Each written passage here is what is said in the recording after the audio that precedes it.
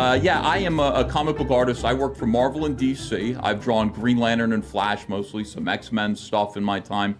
I was viciously canceled for voting for Trump in 2017. Could you be an established Republican and then find work in comics? Or like, people have a really weird idea about how this industry works. There's no conspiracy. Yes, you can be an out Republican. You could be an out conservative and work in comics. You can. I'm living proof of it. You're allowed to be who you are and work in comics.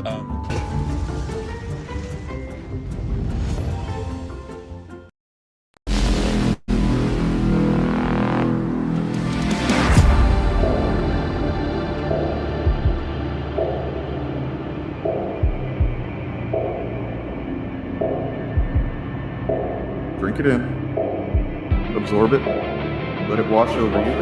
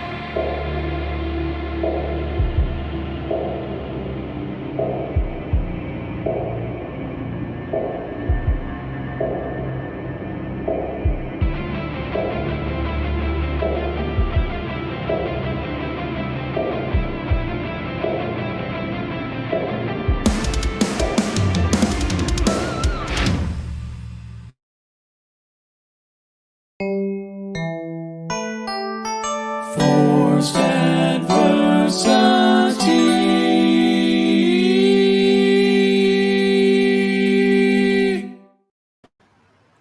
Hello. Am I audible? I hope so.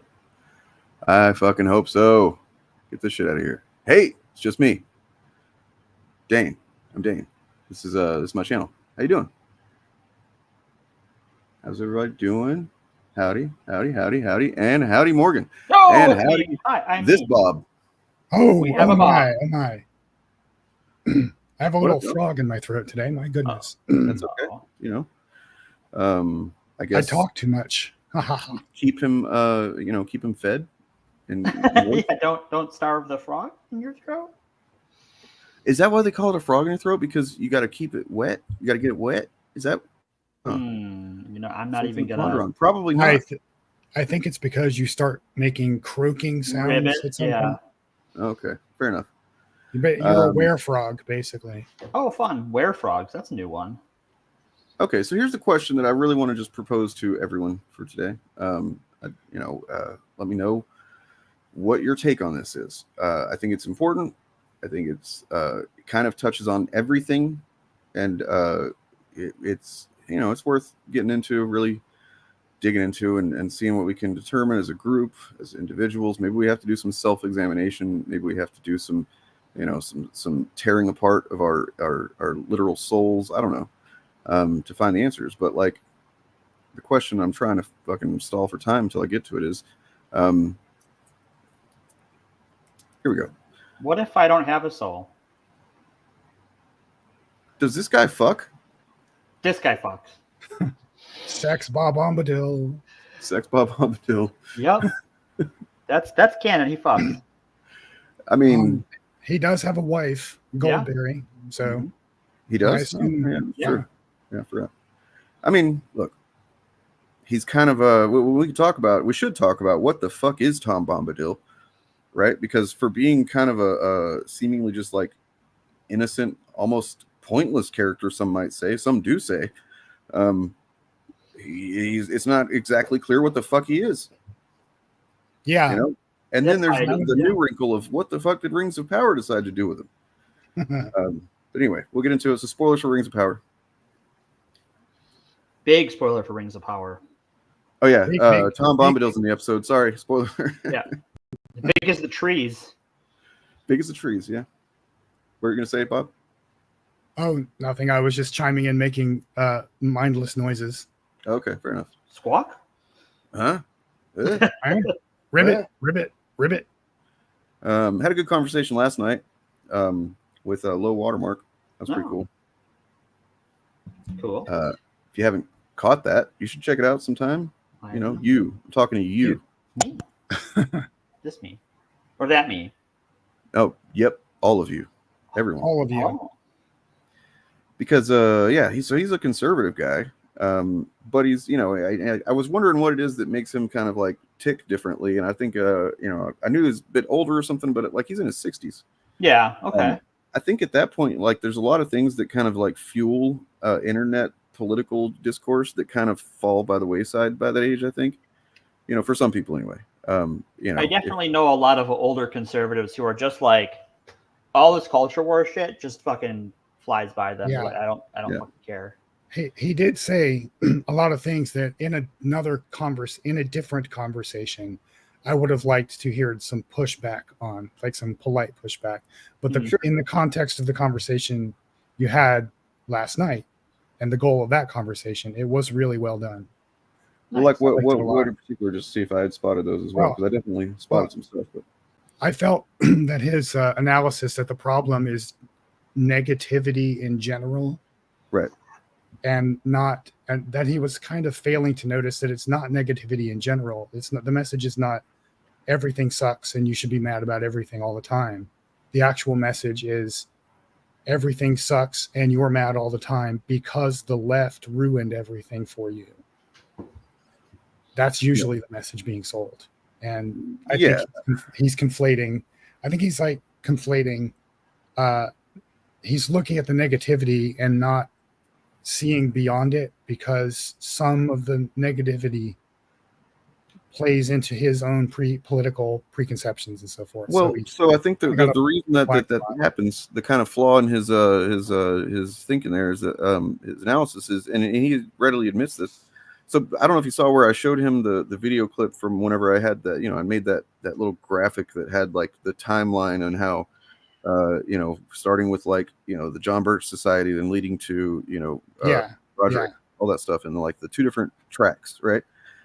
I assumed as we were watching that he kind of like generally was following, you know, the details for what they are worth on in that that explainer, and didn't seem to after it was over. I'm not sure how much he did catch, but he was like, there's a lot of political stuff that I don't know, you know. And I was like, oh, okay, so you just don't actually pay attention to politics, and so I mean, I guess the flaw would be that he cares a lot about this stuff, and yet he's just like leaving out a whole you know, area of understanding that, or a whole area of study and you know, analysis that would help him better understand this stuff. Because negativity on its own is not just the thing that's doing it. It's you know, and like I pointed out to him as well, it depends on how you frame things, whether it's negative or not in a lot of cases. You know, I believe that the left generally wants positive things and, you know, is trying for positive things, but the right, somebody on the right would frame it as like the most negative, you know, take of that same thing, or whatever given example. So, you know, and we're going to talk some more. I don't think he's, you know, I was actually surprised. I thought he was kind of a fan of Ethan Van Sciver's, and he's not. That's not really how he ended up in his audience. It's kind of an interesting avenue. Yeah. Like I said, that, you know, having a debate, for lack of a better word, wasn't the goal of that conversation. So it's fine. It was really well done for what it was, and very insightful. And I thought his story was really interesting. Yeah, it's pretty unique. That I mean, how many 60-something-year-old guys get on YouTube and start following the drama between, you know, various channels that are talking shit on each other? And you know, I am not 60 years old, and I don't want to deal with that anymore. Right. But so one thing that I definitely learned, and I'm sure when I go back and listen to it, I'll realize I learned a lot of things. But one big thing was so what is it that caused this divide that's been going on lately between, obviously there's the Ethan and Eric divide of all of it, where those guys just have their personality distinctions that make them, I called it they're eventually going to be at odds. Right. No ifs, ands, or buts. But broader than that, like just the audiences, what is it that's caused this kind of backlash to like the Fandom Menace guys, Friday Night Tights guys? And I realized that it was the Rippaverse, is what he explained to me, that it was. So there's, and I'm going to have to fucking think about this and analyze it, because I'm not sure what it was that made them realize it with this example, unless it's maybe just that Eric July is a black guy. I don't know. But like people started noticing that, they were not covering his comics, even though they had promoted the shit out of them leading up to the launch of the Rippaverse. And they're like, oh, it's going to be the best comics ever and stuff like that. And then suddenly they're just not talking about his comics, it's like little things like that. And other examples of how that all shook out, started to make people kind of go, wait a second, this seems kind of cynical, and like they don't really actually care about comics and, stuff like that. I think in their defense, before the Rippaverse comes out, you don't know the quality of it, right? And once you read it, it's not great. Mm-hmm. Yeah. Hello, Mr. July. Here's your systemic racism. And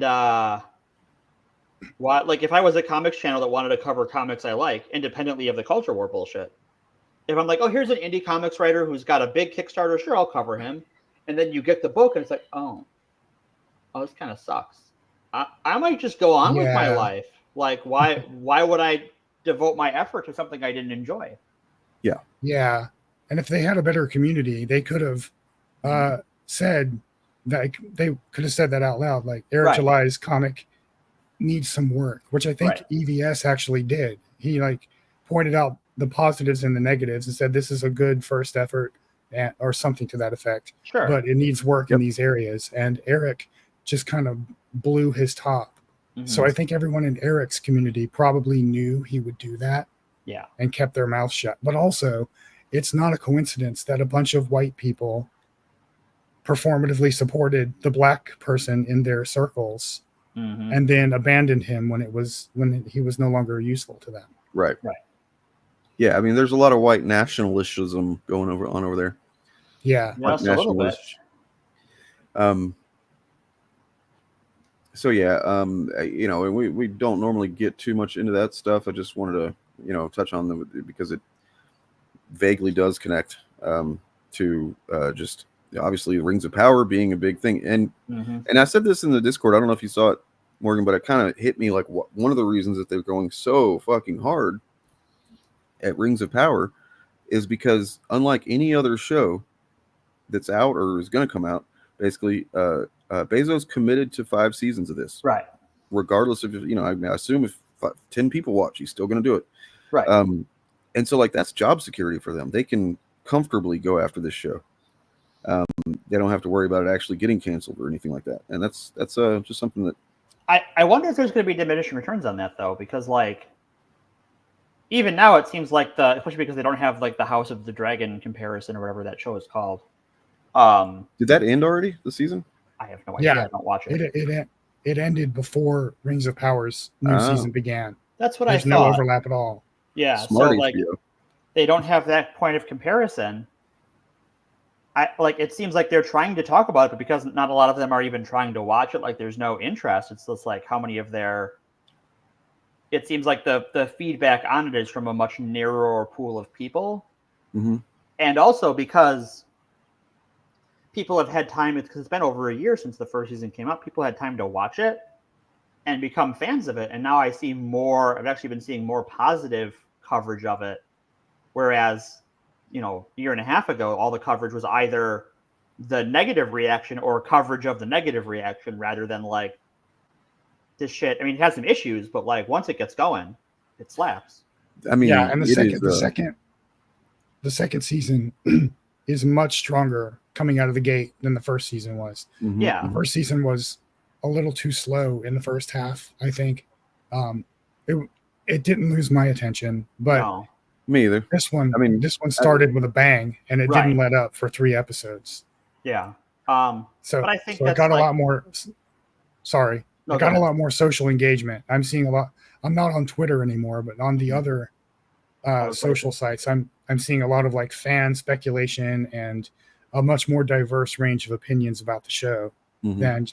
than you would get on Twitter. Yeah. The other thing is that like, so there's heightened fan interest because fans are engaged, and the diminishing returns on the other side. Like, I think that's why they've just sort of reference it in passing now that it's on, but they don't seem to be engaged with like beyond like the one shot of the orc couple or whatever that's supposed to be. Oh my god. And like, and then Yeah. it's just the same shit as last year. It's just like nothing new. They don't have anything new. I mean, they never have anything new to say, but it's even less original than that. And I wish the other streaming companies, like we talked about this last week, would realize that like sometimes you just gotta like bite the bullet and spend the money and do a second season, because there's some there. You just gotta let it simmer. You don't make a soup by just cranking the stove to high and just boiling the water and the noodles to get it done right away. You've got to let it simmer. You've got to let it blend. And I think that's what these streaming shows have failed to do at this point. Is it's just one season, maybe two, and they cancel it. It's like, well, Yeah, I mean, you're I think not developing a fandom, and yeah. The Star Trek: The Next Generation being the golden example there of why you should why they should do that. Or any TV show from, I guess, the 90s and before, or the 2000s, when network and cable shows were far more popular. Like even in the era of Breaking Bad and The Sopranos. The Office, Yeah. Parks and Rec, two of the most watched shows now still. And both of them had, kind of crappy first seasons. Stargate SG-1. Yeah. Like that show is never fantastic. It's just sort of like once it figures out what it's doing, it's pretty consistent. And that went for 10 seasons and a bunch of movies. And 2 spin-off series.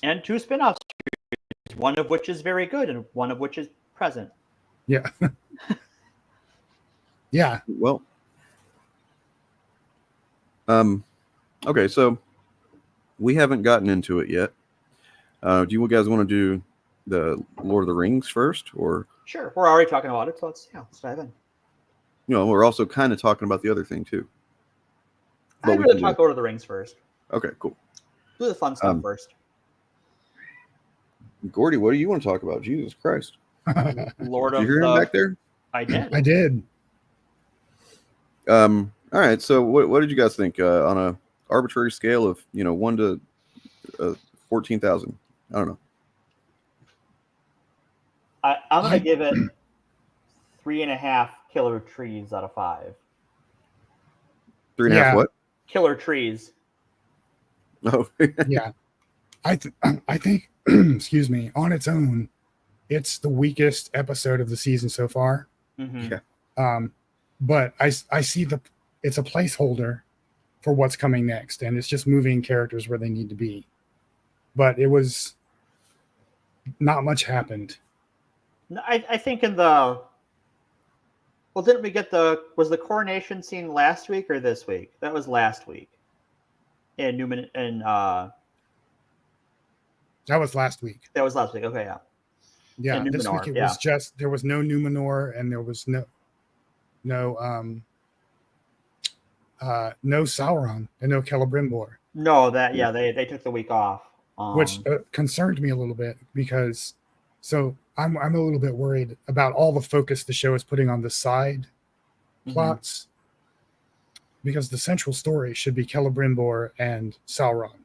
And I think, yeah. But why is that? Because I'm just curious. Why do you think that should be this just the focus? It should be that.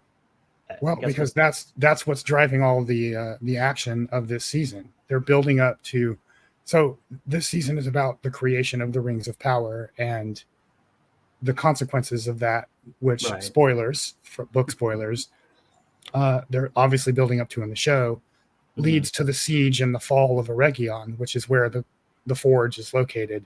Right. And before that happens, at least if they want to stick relatively close to the source material, before that happens, the elven nation of Eregion has to become super good friends with Anatar. Khazad-dûm.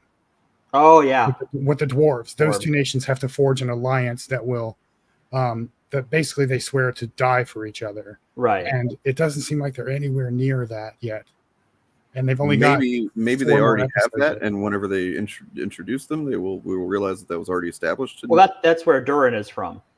Oh, I Yeah. see. So that's like we've seen the ties sort of grow because like Elrond goes there as an ambassador. Sure. Like the ties have been building over the last season and 4 episodes. Actually, the thing I will say in defense, I do think that it's a notable absence, and because it's the crux of the season, like its absence is very apparent. Is that because in Elrond and Galadriel's story, they're trying to get there, and that we don't know what is going on there right now, sort of adds to that tension of like, we have to get there, we don't know what's going on, and they're not going to show us what's going on. Yeah. And I think we literally don't know even from the source material.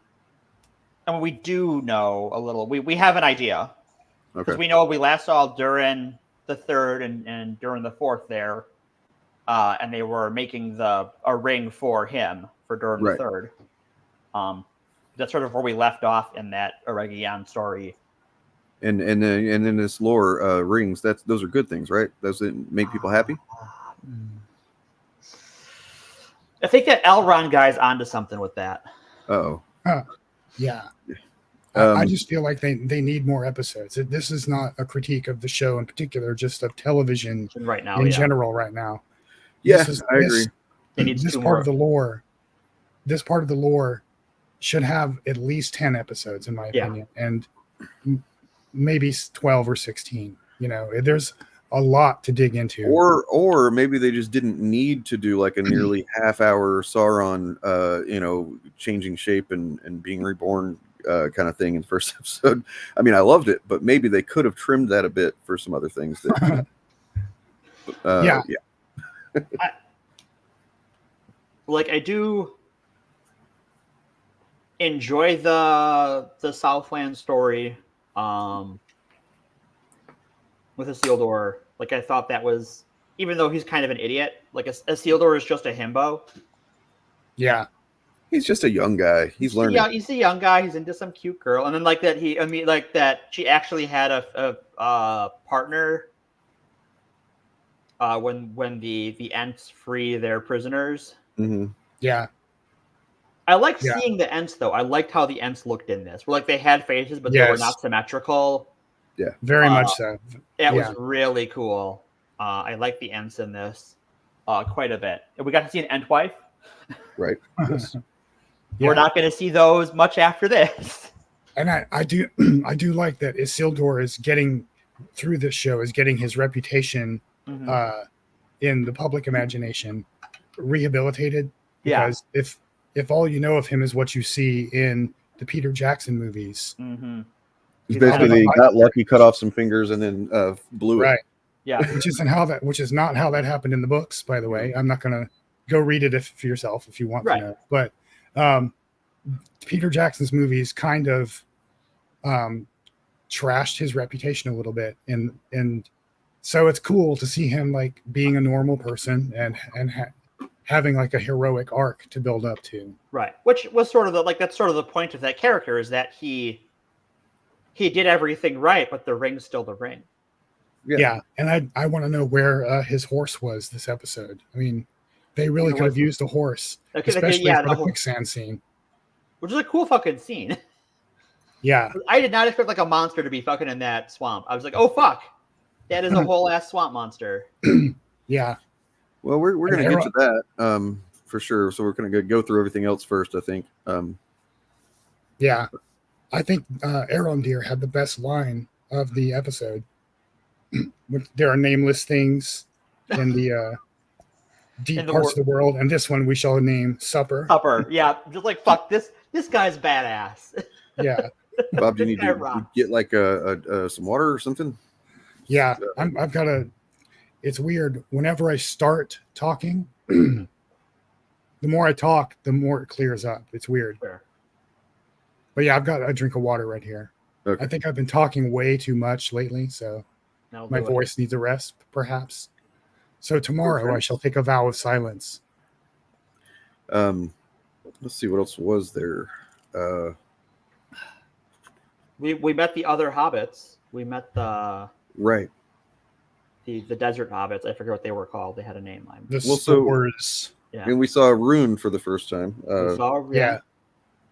Which is not and that kind of bleeds into the Bombadil stuff. Is it's like that's not where it would be expected he would be. Yeah. Knowing what He we know did in say the book. he had to come all the way out here to see it for himself. Right. Right. So we Yeah. saw the hobbits, and I liked how once the hobbits realized that they were all kind of hobbits together, and the humans showed up looking for the two Harfoots, the hobbits were like, "Nah, what are you talking about? We don't know what you're talking about." It's just like a cop in the hood, you know. Right. It's just like, Huh. oh wow, we all like hobbit I ain't solidarity seen shit. here. Look on you guys. Yeah.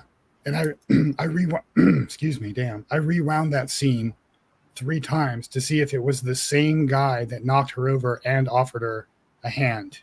I think it was. And it was the same guy. So like Yeah. what was the other guy there for? Watching his flank, watch his six. Like if one guy's going to be the good cop and the bad cop, why do we need the other cop? I mean, it's I didn't bad get- cop, How do we bad need any cop, of them? right? Like, I don't think Yeah, there's a well, good that's cop. true. Yeah. Yeah. Yeah. I feel like the Hobbit kind of that subplot is more interesting this season so Mhm. far. Yeah, it was I don't, not. I Yeah, don't know I what think- it is. I think it pretty much established that Nori's ultimate destiny in the show is to find the Shire Yeah, and lead all of the hobbits to the Shire. That's right. going to be her her hero's journey. For the story, not this season, but over the course of the show. Yeah, because that's what the Suzat is. That's Right. I forget what language that is in Tolkien's lore, but that is another name. That's just the Shire The in Shire, right. another language. That's kind of what I got from the context clues of like, oh, I see they're looking for the Shire. And I do like the kind of the Neolithic look of Mhm. these hobbits and their society, and how Nori and Poppy kind of come from a Paleolithic pastoralist wanderer society, Mhm. and now they've met the next stage of cultural evolution, the Neolithic settled Stone Age, I like how village. I like how it explains how why the Harfoots are wanderers. It's like, oh, they kind of fucked up. Like the plan Yeah. was to find a place, but they had to go travel to find it, and they forgot what they were looking for. It's been so long. Like that's a really Yeah. Well, I mean, yeah. Sorry, I had a thought, and then I got it died. Yeah. lost it. Well, as far as Tom Bombadil goes, Yeah, Who? I Who's that? think we're at Bomberman here. Yeah. I am not yet. I have not yet figured out how I feel about him, because it's obvious now he's going to be in more than one episode. Yes, I thought they he was just going to. Go ahead. Well, there's for anybody that's if you haven't read the books at all, you don't know why it's kind of a odd deal to have this character show up and be this way necessarily, because like in the novels, Tom Bombadil is kind of more like, it seems like he would have been like a main character in The Hobbit almost, which.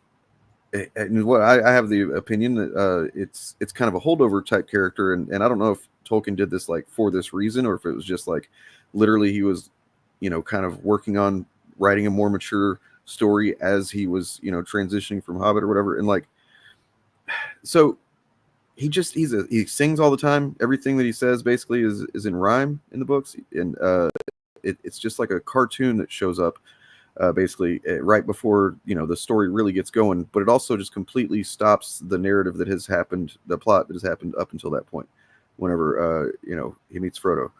And it's just a weird but oddly endearing thing as I've gotten older, I think, Not like I would want to get rid of Tom Bombadil from the books or anything, but I remember as a kid, I fucking hated the character.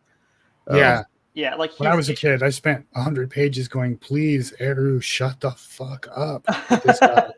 Because he's not doing anything in the book that like is driving the plot forward or anything. It's just he gives some exposition. He saves them from the Barrow Whites. true. Yeah. Yeah.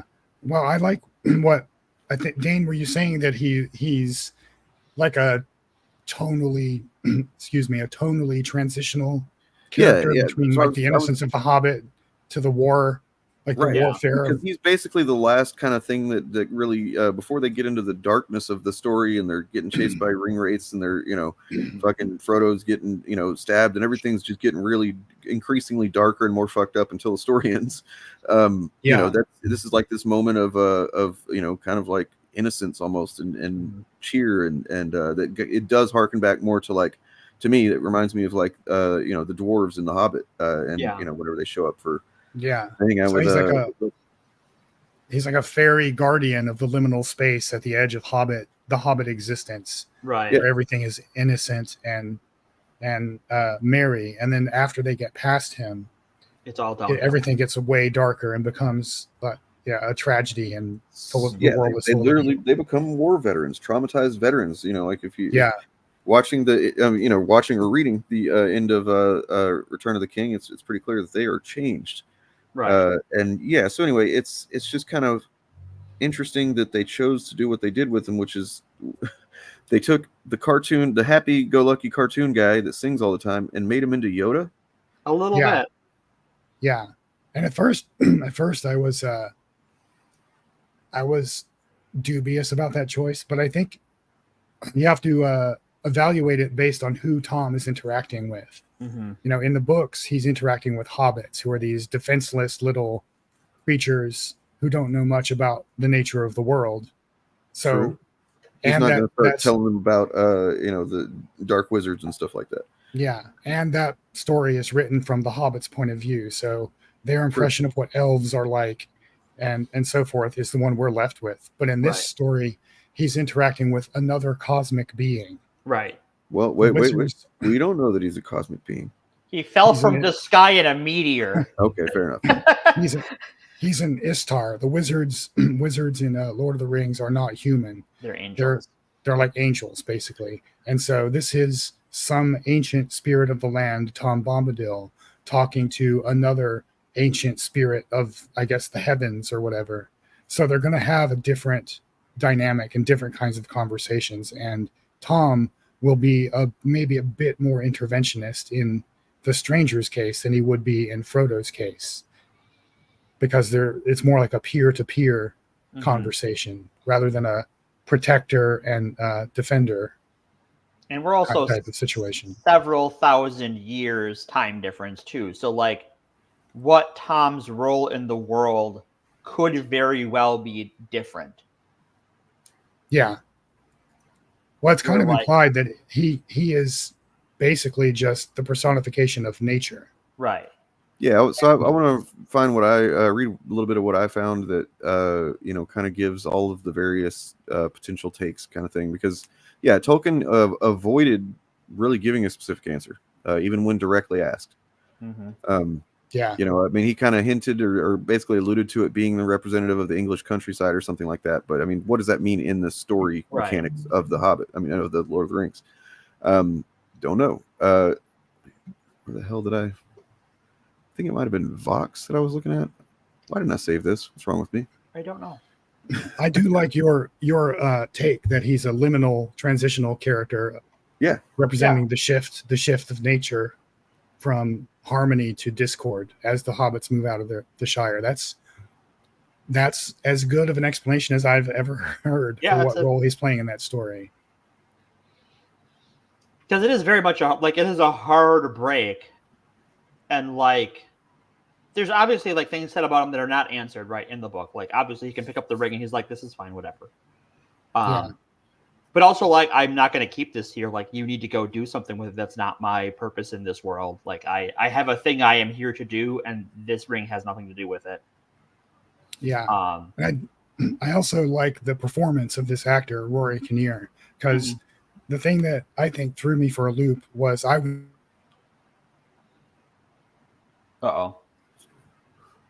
Oh no. Bob, Oh, you no. exploded. character. Well, What? you just cut out What for a happened? good few seconds, Bob.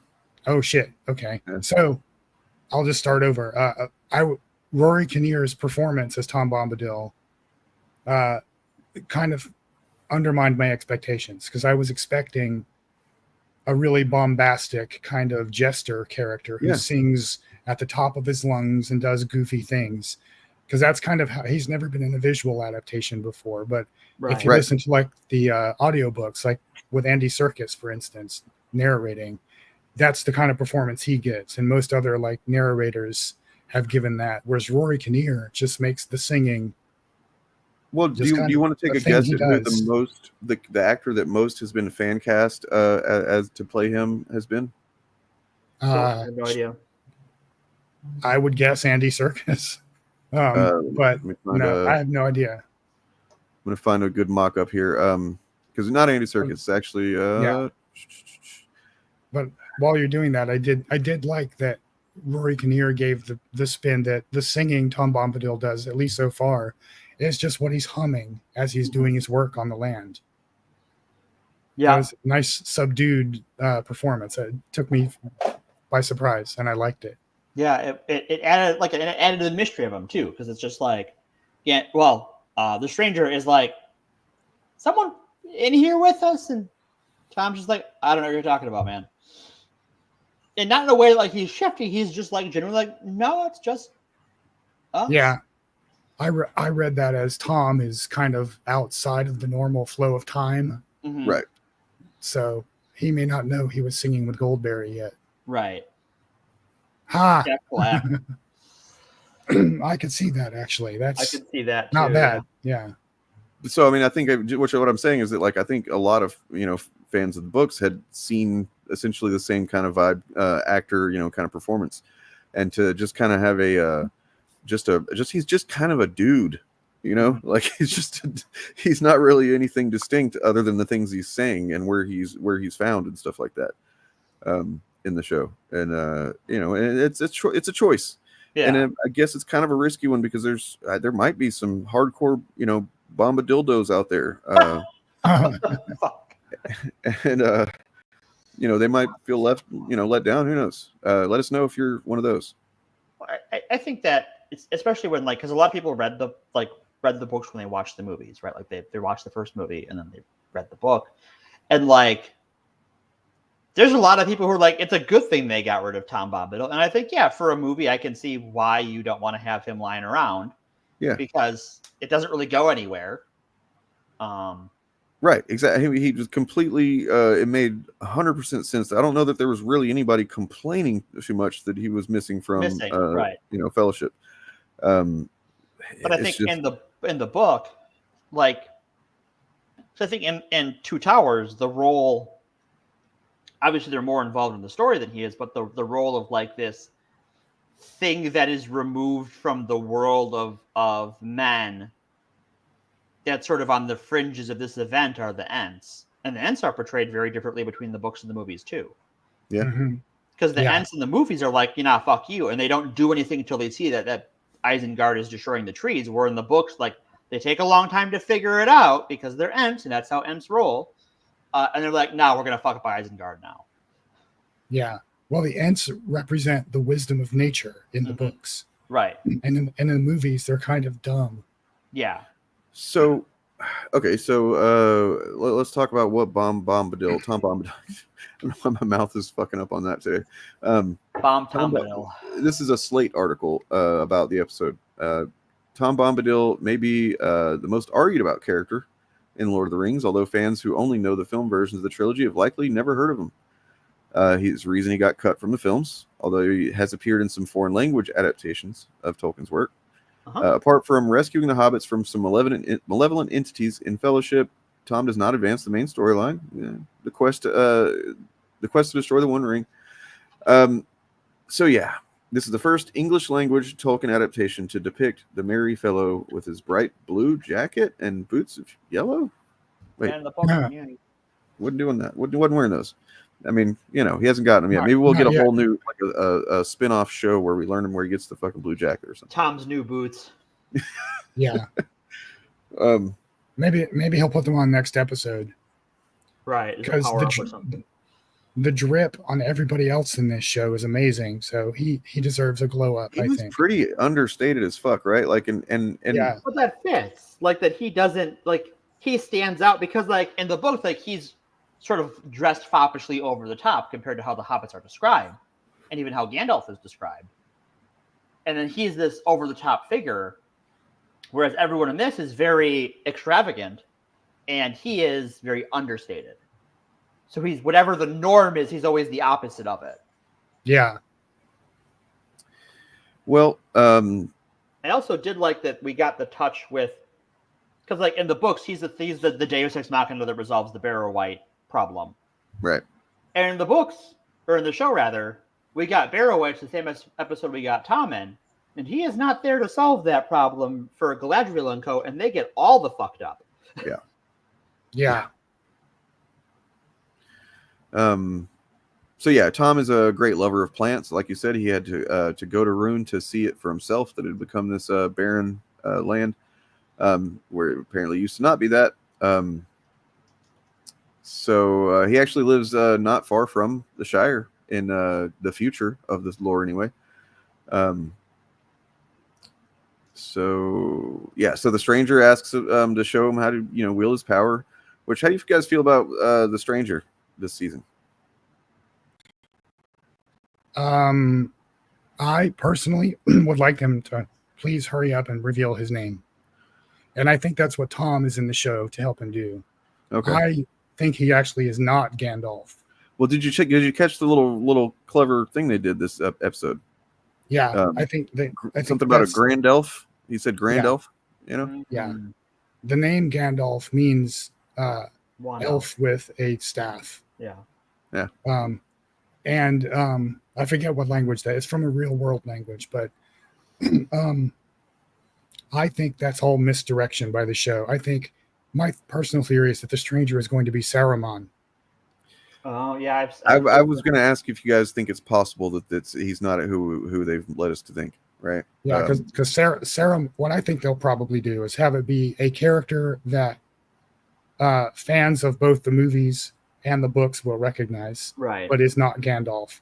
And Saruman used to be a good guy. what Gandalf becomes in the books. Like Gandalf goes from being Gandalf the Grey to being Gandalf the White, the pure good one, because that's what Saruman used to be, and Saruman got corrupted.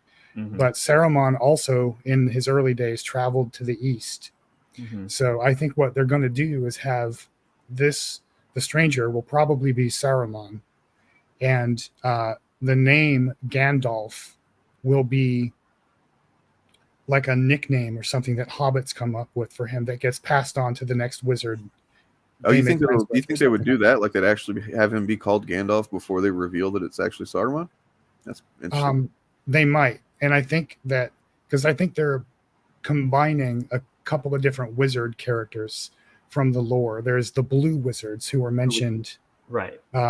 There's two different stories that Tolkien wrote about the blue wizards. In one of them, the blue wizards traveled to the east and helped Sauron and established cults of dark magic and so forth. And then later in his life, he wrote that the blue wizards undermined Sauron in the east, and had it not been for their interference, the forces of the east would have overwhelmed Rohan and Gondor and so forth. And I think the show is going to split the difference by having one good wizard and one bad wizard to working against Sauron's influence in the east.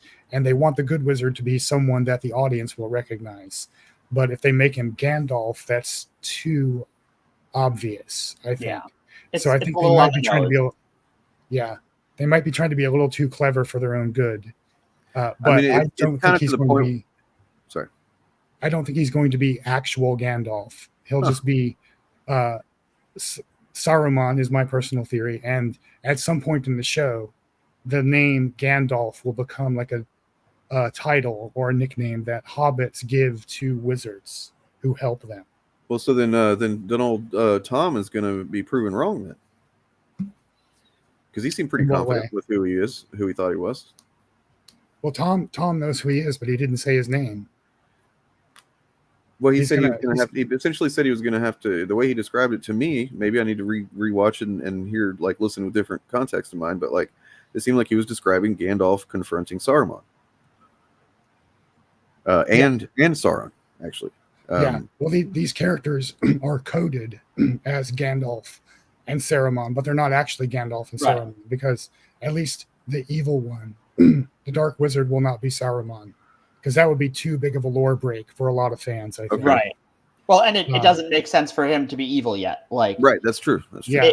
if Saruman, arrived in the world already, because they're in the lore, I believe they arrive at this, like, depending on which version, like they either arrive all 5 at about the same time, or the blues arrive first and then the other 3. Yeah. And So they all come on a boat. Yeah. just a little more context on the character because it's interesting. I learned this; it was interesting. Tolkien's Tom Bombadil is a character named after a Dutch doll that once belonged to his children, Ha. and he wrote about his adventures maybe as early as the 1920s. Yeah.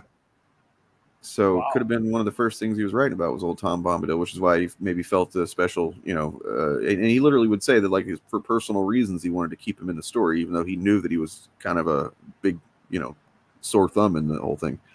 Yeah. A lot of scholars think I think the prevailing theory is that Tom Bombadil is basically just an Easter egg that Tolkien left in for his kids. Yeah. Yep.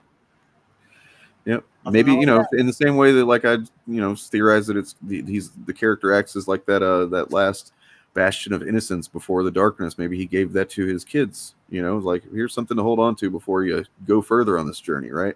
Before Yeah. I'm gonna fuck everyone up. You're going to have a bad time, kids. That is not a happy trilogy of books. No, it has really happy moments, joyous moments, jovial moments. But I mean, usually that's like because things have been so dark for so long that, like, two characters reuniting is like, oh my God, or something. Yeah. Yeah, so Tolkien resisted explaining Tom, although he did once write to his publisher that Bombadil is the spirit of the beloved and imperiled English countryside of his boyhood. This has led to much theorizing about the character's nature. Could he be one of the Anor or Valar, archangel-like beings who serve Eru Iluvatar? I don't know if I'm saying any of that right. The supreme deity presiding over Tolkien's invented cosmology, or a Maya, like Gandalf himself, an immortal spirit positioned lower in the angelic hierarchy, but still powerful.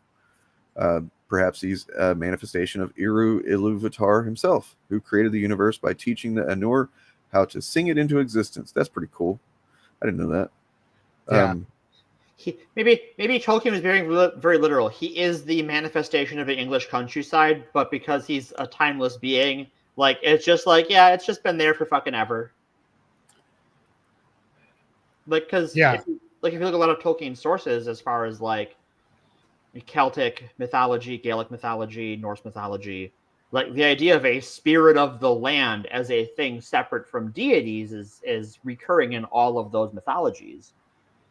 Yeah, and it's kind of a recurring theme in a different way in Lord of the Rings too. That because you've got animals who can talk, you've got trees who can talk, and nature is kind of the source of wisdom and so forth. And that's why I think the show made a point of having Tom say, "I had to come all the way out here to see this," because being the spirit of nature. This implies he's come to a situation where nature is being corrupted by the dark wizard in Rune. No longer the powerful force on the scene. Yeah. So, like, let's see. This is Well, I guess the writer of this article is talking about how his penchant for breaking into song and stuff like that. Like, this writer and his friends in the 90s and in their teens and 20s, they fucking hated the character. They all hated Bombadil. It was a Gen X thing because he was basically a hippie living in the woods with his old lady, and they were against hippies. Then he says his kids, though, on the other hand, adore Tom Bombadil. Interesting. Yeah. Interesting. because that was my my reaction too when I was a kid. When I was a kid reading the book for the first time, I was like, "Please, Tom, shut the fuck up. Let's get on with the story." Well, I- I wonder if you had a I'm- similar experience to me, whereas like Lord of the Rings trilogy was like that was one of my first. I mean, you know, I was already reading Stephen King and stuff like that even before that. But yeah, like, when getting into that, as far as like just fantasy goes, it felt like I was graduating into a more mature type of thing. And so to have that just kind of sticking out, I was like, oh, you know, kind of just What are you felt, doing here, you weirdo? yeah, fucking go, get out of here. You're embarrassing me, mom. You know, like, yeah, I think I had sort of a middle ground where like Tom, like I didn't hate him, but it does. I'm just like, this can end. Like this has gone on a little long. This feels indulgent. When I read it as a teenager, I was like, we have been here a while, and nothing's really happening anymore. yeah, Why is this? But like, I liked his introduction. I like, you know, the role he serves in the story. It just sort of takes a while and doesn't go. It goes on past where it matters. yeah. But now that I'm older and I've read the book several more times, I kind of appreciate the literary Mhm. achievement there. Yeah. Well, Like the because poetry like, is really good and so forth. So, and then the last thing here is this: the most important moment in the Hobbit's stay with Tom comes when Frodo hands him the One Ring. Tom peers through it, tosses it in the air, slips it on his own finger, and unlike everybody else except Sauron, who wears the ring, he doesn't turn invisible. When he hands it back to Frodo, and the Hobbit's like, puts the ring on again himself, Tom is the only one who can still see him. Right. So these are the context clues that kind of, there's plenty of them that lead to like, okay, this is not a regular guy. right. Well, I think it's that he is both in that other world of the unknowable and in the physical world at the same time, where like the ring sort of shifts you between one and the other, whereas Tom is on both sides of that boundary all the time. Well, so it's what was I looking at? Oh, so yeah, then I kind of like blocked out a good bit of Tom Bombadil from my reading experience, I think, because reading through this, I was like, oh yeah, he couldn't be trusted with the ring because he would lose it because he just doesn't give a shit, and that kind of leans in favor of like he's just the power of nature, that nature doesn't give a fuck about who is got the power amongst whoever, Right. you know what I mean? Yeah. So yeah, maybe he's all these things. Maybe it's about the Tom Bombadils he made along the way. I did find it interesting that in The Hobbit, so we're talking about Tom putting on the ring, taking the ring, and just sort of like, I don't really care. We see Elrond get one of the elven rings this episode, and he is the only elf we haven't seen get all googly-eyed at it. He's just like takes it, shoves it in his pocket, like we gotta go. And even it's like, oh, Galadriel's sacrificing, herself for us, and he's like, no, motherfucker, he's sacrificing herself for the goddamn jewelry. Yeah. And, this is going to be something he says to people for 3,000 years before anyone starts listening to him. Poor Elrond. Yeah, I love the guy. I just want to give him a hug. Oh, Yeah. like, I'm so sorry, dude. No one listens to you, but you've been right this whole time. And his outfit in this episode, this particular episode, this exact outfit, I want the entire thing. Yeah, I want really? it. That'd be really cool. It is awesome. I love the really costuming in this episode. Mm-hmm. Although I think we are there's another big thing that happened at the end Oh, that a lot of Tolkien nerds are freaking out about. And I'm not sure if you guys want to talk about it or not, because it's kind of esoteric and very much of a deep dive. I love me a deep dive. I love that nerd. And that's what Adar says to Galadriel in the very last line of the episode, and the way that he says it it has demonstrated that the people running the show really are super Tolkien nerds, right? Because they put in like a deep cut from the lore that a lot that like casuals would not notice or understand at all. So that's in there for the fans of the books. Oh. And so the context is that so what he did was he gave a greeting to Galadriel in the Elven language of Quenya. There are multiple Elven languages. The one we've heard most on the show is called Sindarin, and he spoke Quenya, but he spoke a particular dialect of Quenya in which one of the letters of the alphabet is pronounced with a TH sound instead of an S sound. And that is significant because Tolkien wrote a little essay in the Silmarillion called The Shibboleth of Feanor. And it all ties into, it's a very long and complicated story, and it involves Galadriel's family. Feanor was Galadriel's uncle, and he was kind of an asshole. Right. And he created the Silmarils, which was what the last Great War in the show was all about. And he also caused an event called the First Kinslaying, where elf killed elves in battle. And he and Galadriel come from the clan of the elves called the Noldor, who lived in Valinor. Elves originated in Middle-earth, but the Noldor moved to Valinor, and they developed their own language, Quenya. And that language evolved, as all languages do. And Feanor was like the reactionary who refused to go along with the new pronunciation of this particular letter of the alphabet. He and his followers and his family stuck with the TH pronunciation. So they were called the Lispers, elves. Interesting. And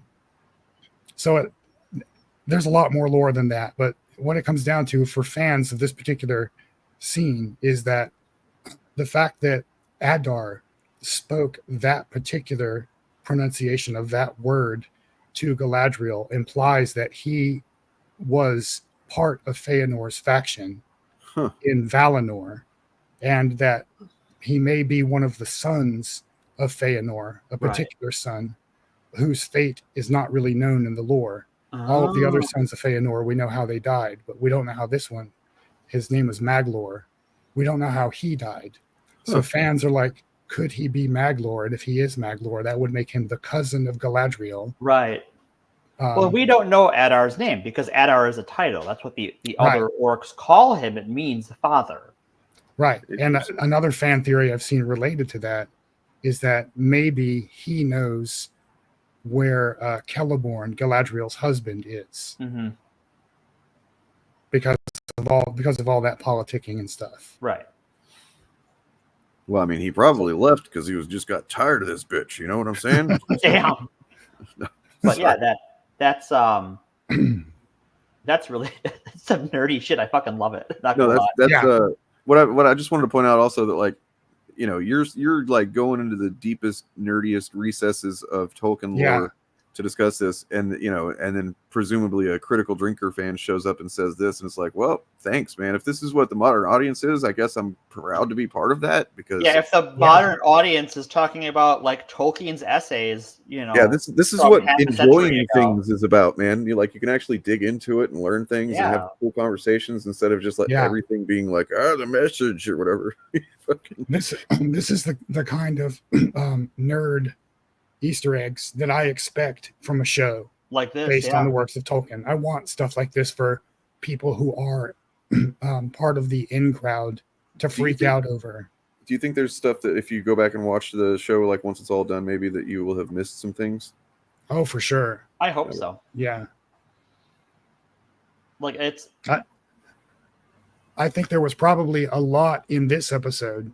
I think this episode is there in this season to dump a lot of lore references that fans are going to pore over for months to find. Oh yeah, well, I think just even some of the stuff we've talked about, how like a lot of the things here are like touchstones or references to Lord of the Rings, to the trilogy.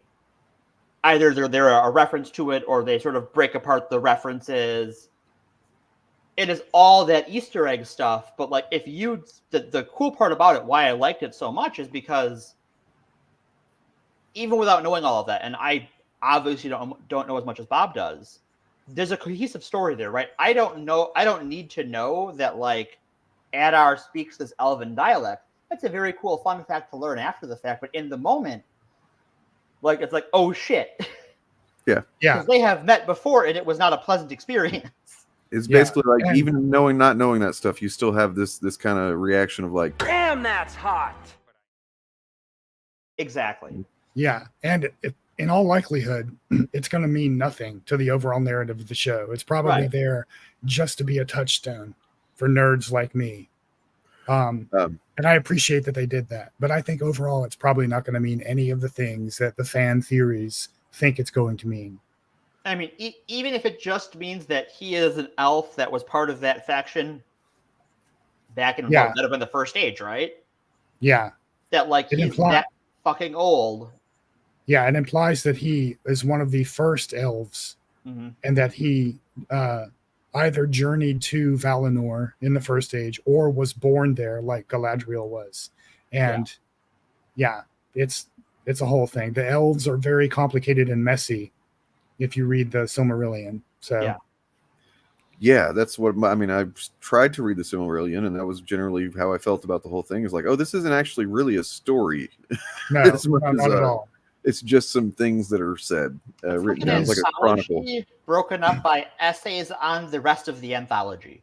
Yeah, it's a little bit in universe. It's a little bit like the Bible Yeah. in Middle Earth.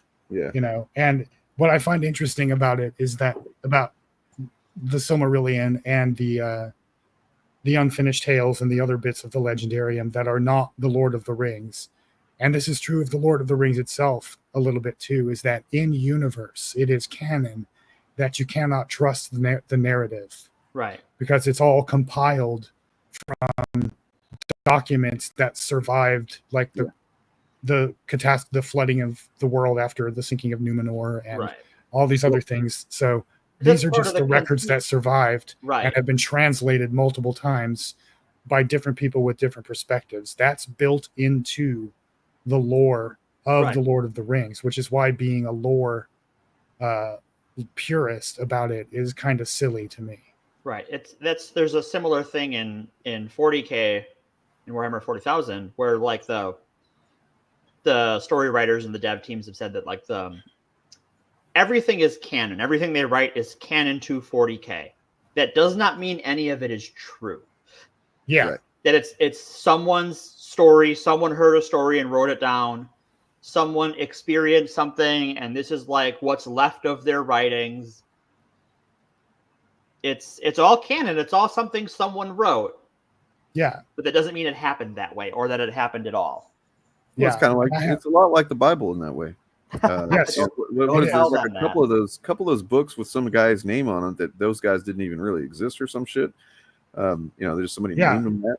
It was all Tolkien written- very explicitly, being a Catholic, Tolkien very explicitly was inspired by the way that the Bible was compiled over centuries when Yeah. he was coming up with the idea for the Silmarillion.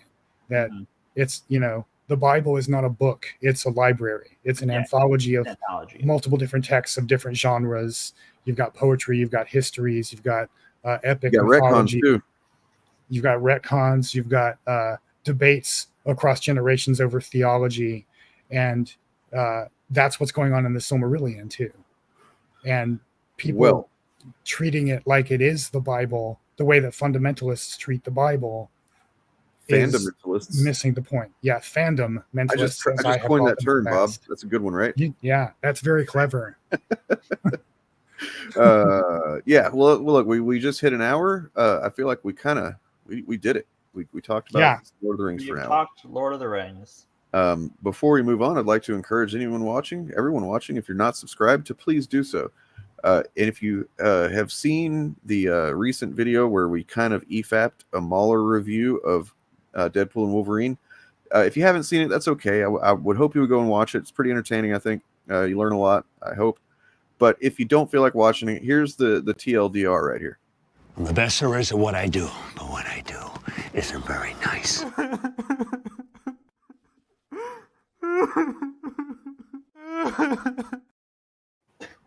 That's it. Poor Mauler. Poor Mauler. Poor boy. I don't know. I don't fucking know shit. But I like that movie. I like Cable and Wolverine and Deadpool. Yeah, it's good. Did you see the scene that they released? It was like for a commercial for something where Wolverine actually says the line, and it wasn't even in the movie. That's what I took that audio from, and I was like, that'd be funny if I put it over, where when he's doing the jaw with the skeleton bush. I can show you. It's fucking. Oh sure. Even though it's an ad and it's done in kind of a humorous context, it's still just like, oh my god, he fucking. All right, sure. Said Let's see that. I'm going to step away for a minute. I have a rambunctious cat to deal with. Good Is luck that with what you're calling it these days? Yes. Yeah, go ahead. So yeah, I was I just saw this pop up in on my YouTube feed not too long ago, and you did see that they also did a live action Wolverine looking at the photo, right? No, maybe The meme. I did see that. Yeah.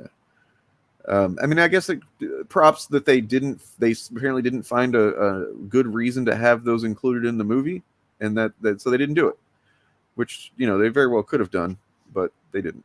So they maybe felt like it would have been forcing it. Where's that? Wolverine.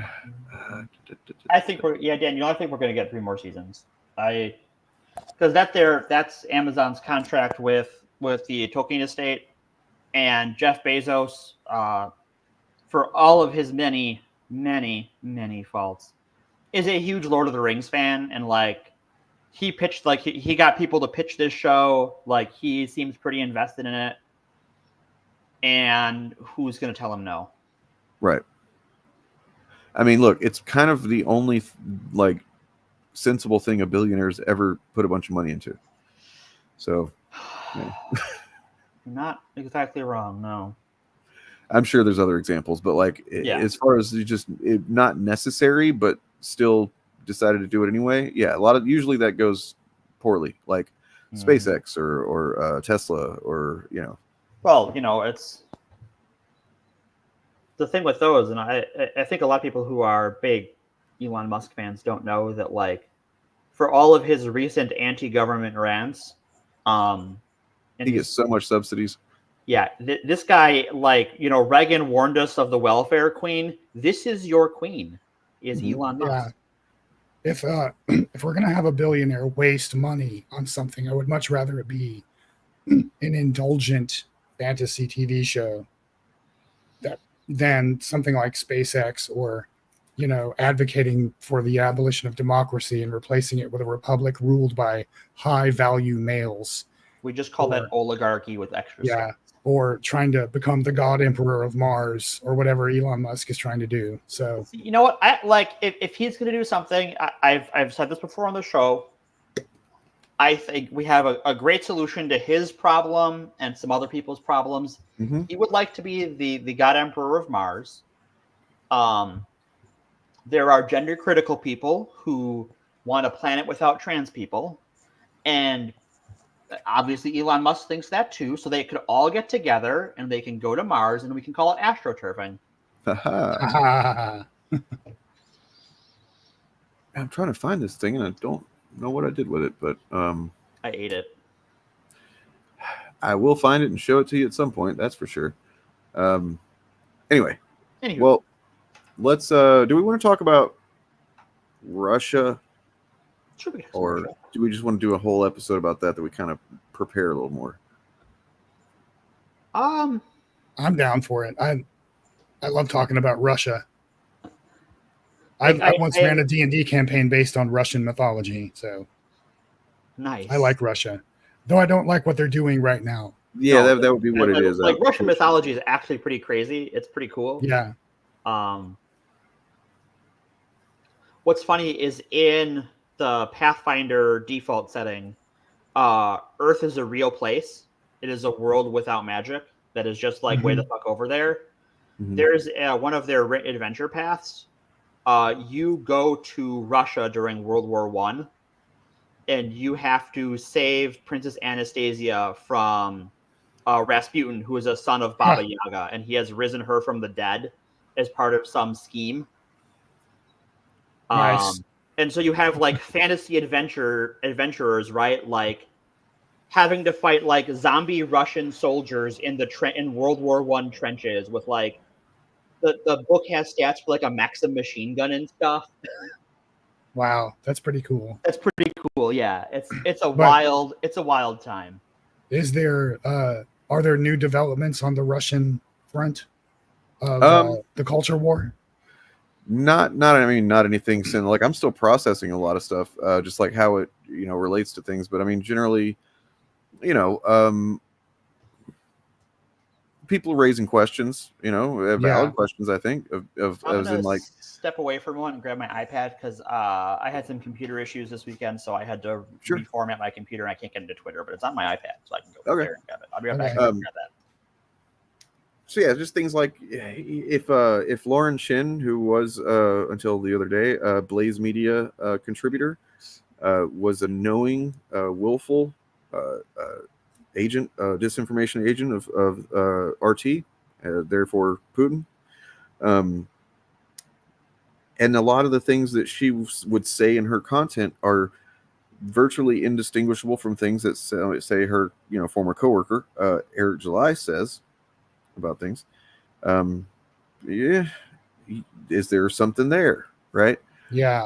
I've been noticing a lot since the last time we talked about this, just how much Benny Johnson was inserting himself into the pop culture stuff. Look at this during this period of time. Like, he was all over the place with these guys. I was curious how often they did that one thing where they flew out to his thing and were on a show or whatever, but then that was far from the only time. And then this is really just stands out to me. Like, he hit 2 million subs, I guess, 3 months ago.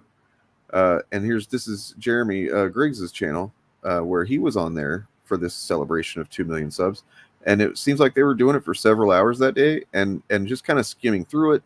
It doesn't seem like a whole lot of other people pop on, other than there's Alex Jones, there's Griggs, there's Gary. And I think maybe Drinker does pop on at some point, but like, it's just kind of notable that, I think Griggs looks like he's there almost the entire time. Weird kind of like, main guests to have for something as auspicious as that. Right? I find it very notable that Benny Johnson appears not to have done this, not to have taken on the project of inserting himself into the pop culture war like this heavily until after the deal was closed with the Russians. And not only that, as I was looking into it, so the oldest stream that I saw of them on together was, and I think it might be the first one because they actually are talking about in the clip I found how he started seeing their videos, and he saw a Drinker video and he's like, oh my god, this guy's great. And so he's kind of like recounting how they came together, and that was in fall of 2022, right? Yeah, so that's when they first kind of came together. But then there's a gap of time where they didn't seem to be crossing over, and then suddenly they did, and they kept doing it a lot. Yeah, and it looks like so. I think if I remember correctly, the deal was finalized with the Russians in June, right around June of 2023. Yes. And that's about the time that all of this, like, Benny Johnson started making, I guess, love bombing would be the way I describe it. He started love bombing, like, Nerdrotic, Critical Drinker, Eric July, Geeks and Gamers, just like glazing them constantly. Yep. And it looks to me, now knowing what we know now, it really looks to me like they were being targeted. If some of them weren't actively recruited by now, they were being targeted for recruitment into this larger scheme. That's what it can be used as useful idiots. Right. It could have been. Well, they're already useful idiots. Yeah. We don't know for sure if Benny Johnson knew what he was doing, who he was basically doing it for. It seems like I don't know, Morgan, you read it a little bit more than me, I think. But like, it seems like it could go either way. I wouldn't be surprised to find out that he did know. He may not have known they were Russians, but he was in the Discord server and they were acting as his producers, which means they had some editorial control over the content that he pursued. Can you put that in the Discord? Because I can't click on links in StreamYard. Okay, it's already in the Discord. It's a queue up. It's earlier from today, but it's what I linked in the chat is a link to a Twitter thread from Mueller. She wrote from Allison Gill. She runs a podcast network of progressive podcasts. I think the main one is the Daily Beans, but this thread that she goes into is about how Tim Pool is claiming that $100,000 per podcast episode is the normal market value for a show of his size. And she owns a podcast network, and she has shows that outperform his. And she talks to the fact that that is not true and brings the numbers to show that, like, with the, like, if all of the math was perfect on the ad returns and stuff, if she was getting 200,000 views, which his is between 100,000 and 200,000, it would be $14,000, not $100,000 per episode. That's still a lot of money. That's a shitload of money. It's a fucking absurd amount of money for podcasts. Yeah, and so even for someone as talented as Tim Pool. But yeah, there's a lot there. There's just so much here that's like, it's going to be, you know, there's aspects of it that I'm not even going to touch, but there's definitely aspects that I need to, you know, dig into personally. And also she gives them some helpful advice at the end, which is that it would be wise to stop talking publicly about it. For sure. Yeah. Because this is an ongoing criminal investigation, and you're a public figure, and your dumbass can. But he told Putin to suck his nuts or whatever, man. So like, it's called good, you know. He's like, as if saying, like, he's such a fucking dipshit, man. Like, and the thing is that makes Tim Pool an extra dipshit is that he thinks everyone else is a dipshit, and it's like, you're so blatantly a dipshit, dude. And you know, when he says his first response where he was like, oh, you know, I don't do anything for anybody, for Putin or whatever, these are my opinions, fuck Putin or whatever. It's like, okay, yeah, because Putin would get mad at you for saying that. Right. No. Like, no, Putin's going to give his little Putiny smile and be like, ha, plausible deniability. Your audience will buy that because they're suckers. Yeah. And what I find the most telling about Tim Pool saying he was paid fair market value for his podcast is that tells us that these guys are already getting that kind of money from other sources. Right. They're already before this deal. You know, cutting through the bullshit, like the fact that Ben Shapiro was just like, you know, oh, you know, they're treating it as of course they're getting paid to say things, you know what I mean? But not from Russia kind of thing. And I actually have a clip of, you guys might have seen this, going around from Tim Pool where he's talking about Ukraine. You seen that one? Yeah. Where he calls him an enemy of the United States. It's fucking alarming, man. Like, you know, just because what kind of, where is there any fact-based anything that you can get off on going this hard against Ukraine, right? Like, I know that the conservatives have been doing that in general, saying they're fucking full of Nazis or whatever. It's like, well, if you cared about Nazis, then, you know, we would let Russia come over here and invade the GOP, but we don't do that.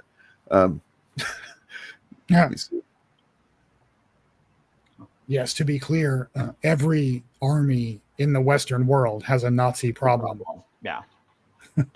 It's like in a lot of ways, like because of like Nazi, like the idea of the honorable Nazi, like we've mythologized the Wehrmacht as some like noble soldiery that was abused by the leaders of the Reich. And that's not the case. No, not at all. And so because we've allowed that to be mythologized as a society, that has allowed a lot of Nazi ideas to make their way into militaries around the world. Well, I guess I thought I downloaded that clip, but I didn't download the Tim Pool one, but I did download this one. I'm not saying it's right or wrong. I'm saying it is what it is. Okay? The world is not sunshine and gumdrops. There are bad people, and oftentimes in war, both sides are the devil. Okay? Like, there's no angels in war. Go talk to somebody who's fought in a war and ask if you were on the side of the angels. There are no angels in war. There are two sides, varying degrees of evil. All right? I'm just saying that's why the best stance is to be anti-war. The best stance is to be peace at all costs. Man, what happened to Republicans, dude? Jesus Christ! Like not even Yeah. 20 years, and these motherfuckers are completely flipped They- over. Bent the fuck I mean, over. Yeah. I was sort of agreeing with him until he got to peace at all costs, Right. Well, because that's where that philosophy becomes evil. Right. Sometimes there are fates worse than war. War is always evil, but there are fates worse than war. And I would submit that life under a fascist regime that has nuclear weapons would be one of them. Well, So that's one thing I've seen happening is that certain folks are trying to take. Hold on one second. okay. So I will talk then. Okay. Some people are trying to take the idea that because he's saying all war is bad, be anti-war. Well, that's not pro-Russian invasion of Ukraine. So how could that be? And it's like, you're stupid. That's not the point. Is that he just wants people to be against Ukraine in general. He wants the point is to create division and just to have people at cross, because generally if left to their own devices, most people would think, oh man, that's kind of fucked up that Russia's invading Ukraine. Yeah, well, because someone invaded a country unprovoked, right? Like Ukraine didn't do anything, and the Russian excuse for that has been there were some Nazis, maybe. And never mind that, like, the Russian military has a big Nazi problem, and Russian mercenaries have a big Nazi problem. And if you just read what Putin actually says in the Russian press, he said Ukraine isn't even a real country. Right. They're supposed to be part of Russia. So the explicit goal of the war is to erase the existence of Ukraine. The stated goal, his ultimate goal, is fucking insane, because it's not that he wants to get things back to Soviet era Russia. That's not what he wants. He wants the Russian Empire. Russian fucking empire, which if you look at a goddamn map, like that is utter fucking batshit insanity, and definitely means a world war, just for sure. Full stop. Yeah. It's Alaska used to be Russian, y'all. No. That's gonna go over well. Yeah. Well, that's like I've seen tankies online suggest that, oh yeah, Russia and China could team up and invade America through Alaska, and I'm like, lol. That is. Oh man, America we spend all this money on fucking military shit, just more than God has, and we overlooked that whole Alaska situation. Shit, Yeah, I got some bad news for you for invading Alaska. That's not gonna go your way. Yeah, so I wish I had grabbed that Tim Pool one, because he's like banging his little fist on the desk saying, saying how Ukraine's the enemy. Well, and how the Democrats are in on it too, right? Like like he can say he has editorial control, but like, motherfucker, someone put that in your brain. And to be clear about what Benny Johnson's whole narrative here is, and why it's so specifically obviously a Putin narrative, is because he's actually the Putin's attempt with this this terror attack was to convince people, which it was what was it? Who actually did it? It was an ISIS attack, and he tried to convince the world U.S. that it was and Ukraine. Yeah. And working like. By the time that these content creators were told to say that, ISIS has already taken credit for the attack. Oopsie. Hey, I want to make I want to call out the comment from Screwface Capone. Palin, not that I'm a fan of Sarah Palin, but she never said she could see Russia from her house. That was Tina Fey on Saturday Night Live doing a Sarah Palin impression. Yeah. And everyone just thinks it was her. It's a couch fucking thing. Yeah. Well, I mean, it wasn't that much different, right? Like, no, it wasn't that much different. It's one of those things that was so believable that people believed it. Yeah. It's kind of like the couch fucking thing. Luke, I am your father. It's like, he didn't say Luke. No, I am your father. So I want to I don't watch Benny Johnson content, but I have to imagine his peace at all costs stance does not apply to Israel's behavior in Gaza and the West Bank. Nope. I have to imagine he is very cool with all of that. Yeah. And that tells you everything. If you are a Benny Johnson fan, I want you to ask why he's like, it needs to be peace at all costs in Ukraine. And also the Israeli government can run over Gaza and the West Bank. Now I'm going to throw a curveball you guys' way. I'm going to show you something that you don't know that I have, and I haven't even told anybody that I got this. I just happened to find it earlier. Or not happened to find it. It was on Twitter. But we're going to see another appearance from our former muse here. Just let's hear him out. Well, Vito, I play and mean connect the dots. You know what I'm talking about? Remember those dot to dot books? I'm pretty good at that. Excellent. And I don't mind connecting this dot to this dot to this dot. I'm saying if Lauren Chen is a Russian asset working for the Blaze, which is also where Eric July worked, and she received $10 million to do her shit. Jesus. And by the way, Eric July has $300,000 suddenly to start a comic book company in order to disrupt Comicsgate. Vito, Where does that see what I'm saying? And then we're gonna have to point out the fact that that's fucking stupid. I mean, even if there's there's no evidence of this really, but I mean, even if it is something to entertain, Eric July was not trying to disrupt Comicsgate. He was trying to disrupt comics. Yeah, Comicsgate talking points are 100% consistent with Russian geopolitical goals and their goals to subvert democracy in the United States. There's functionally no difference between the propaganda of Comicsgate and the propaganda of what Benny Johnson and them are doing. It's just that Comicsgate get the money. They kind of got there via stupidity, instead of being paid for it. But and starts telling people not to vote out of the blue. I don't vote. I shit in a voting booth. It seems to me like a picture is emerging here. And I'm not, I have he did do a video where, but I'm pretty sure he's had that anti-electoralism take for a while, because he literally had a song from several years ago called "Democracy Sucks." Oh, right.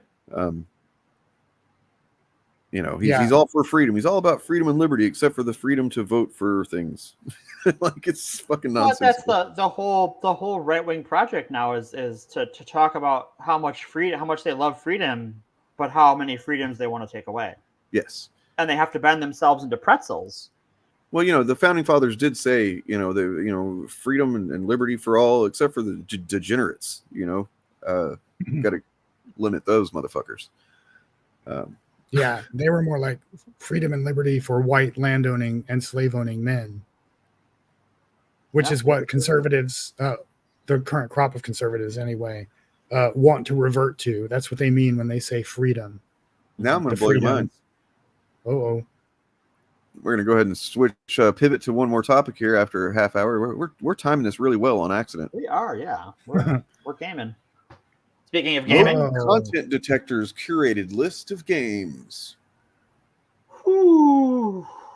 So this list was put together by the Woke Content Detector's Steam group with assistance from members of RPG HQ. I want to look up what RPG HQ is. Let's check out the Steam group here. Oh, it is literally just another. Sweet Baby and Detected thing. Yeah. Is this the same guy? Is this Cabrutus as well? No, because he actually has changed his to. He realized that having it named after just like one company wasn't going to do well, so he changed it to DEI Detected. Yeah, it's like Sweet Baby Inc. is a company that does a couple of games a year because they're not a particularly large company. So and they're a contracting company, so they just sort of come on at a certain point and Well, they're not game developers. No, they're a consulting firm. They're consultants. They just do creative consult. Right. Right. Yeah. Right. Yeah, that's correct.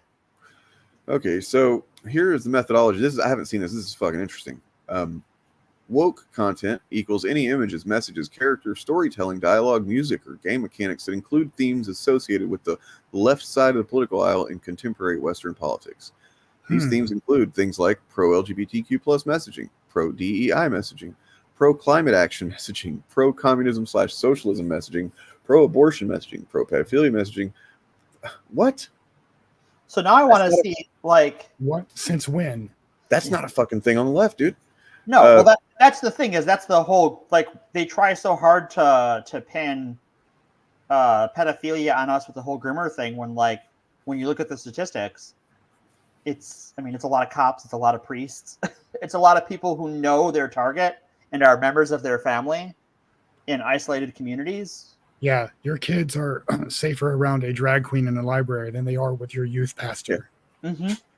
So pro immigration, pro transhumanism, anti-Western society, anti-human messaging. I mean, that's what you guys do, man. That's your whole thing. Anti-colonialism, anti-white, anti-family. Like, it's not a, so there's a few of these that definitely, they won't just come out and say it. They still won't. They're getting right up to the line, and they won't say that what they mean is, they kind of already said it, which is pro LGBTQ plus. Right. That's anti-family to them, or just not people saying, hey, there's no reason to get married, kind of thing.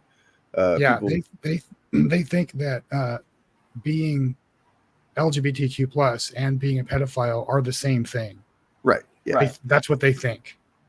And they have worked very hard to spread that in their talking points, and it's just that by and large the LGBT community is very good about kicking those people the fuck out. I love that they have anti-free speech messaging in this list. The irony there is so fucking thick. I just hit my head on it. Right. You can choke on it. It's fucking insane. Okay, so then the anti-gun messaging. All right, fine. Recommended equals no woke themes present. It seems pretty. That makes sense. If you're starting from a position of fucking insanity, that does make sense. If you're already on Funky Town. If you disagree with our definition of woke content, or you disagree with our association of that term with those above listed themes, feel free to join and let us know. For the sake of brevity, messaging is used in our curated reviews as a catch-all term for the presence. So a catch-all term about a catch-all term. Cool. You're not getting farther away from understanding things. Yeah, you are fully in the weeds. I know you. Did you post this in chat? I posted I think I did post the list itself. Yeah, but these links are from the top of that document. So I'm trying to find it, and I'm just struggling to find it. As far as older games are concerned, you might be thinking, how can a game made before 2012, because I guess that's when woke happened, even be woke? Well, quite frankly, you may be right in thinking the use of the term woke to refer to a game published when that term didn't exist is anachronistic. However, even if the term woke didn't exist back then, the themes now associated with that term still did. Therefore, we feel it is still valuable pointing out to the existence of these themes. Whether a game is good or bad is an assessment people can make for themselves. Okay. Our only concern. So they're literally saying that this is just about ideology to them. It's not even about the games being. No, they don't good. care. No. That does make them distinct from the DEI detective server that I spent some time in, because they do spend a lot of time equating quality to wokeness, right, or lack of, being quality. Where these people are just like, well, these people are more honest, right? Is that gotta give they them don't that. care about quality; they care about what they perceive as, in their words, degenerate content, right? Yeah, they're like, look, man, enjoy whatever game you want to. Just don't fucking, don't absorb that messaging and become a better human being or anything. Right. This is the kind of thing that I think viewers of this stream today and in the future would do well to just assume is Russian propaganda at face value when you see it. From now on, anyone who talks like this should be assumed to be allied with Russian interests, whether consciously or unconsciously. Especially because Russia, that'll help clear everything up. Well, and Russia is a huge exporter of anti-LGBTQ messaging, and the Putin government is incredibly anti-queer, violently so. So yeah, I think with the revolutions we've had with Doppelganger and with Tenet Media this week, I would just presume this is all Russian bullshit. And if they would like to prove me otherwise, I don't know how you prove that. Because we your have talking points are indistinguishable. We have more evidence that this is most likely, to some degree, Russian, disseminated disinformation than they do for something woke being bad. So yeah, let's see the answer to this question. Though I know, right? It's killing you, huh? Sorry, I'm new here. Are LGBTQ inherently evil? Let's say someone is homosexual. Where do they rate compared to a normal guy? A normal guy. And Hitler. Okay. What was someone who was attracted to same sex have to do to make up for that? No, same as regular guy. That's an interesting dichotomy. A normal guy and Hitler. There's a lot of room to maneuver. There's a lot of room in there.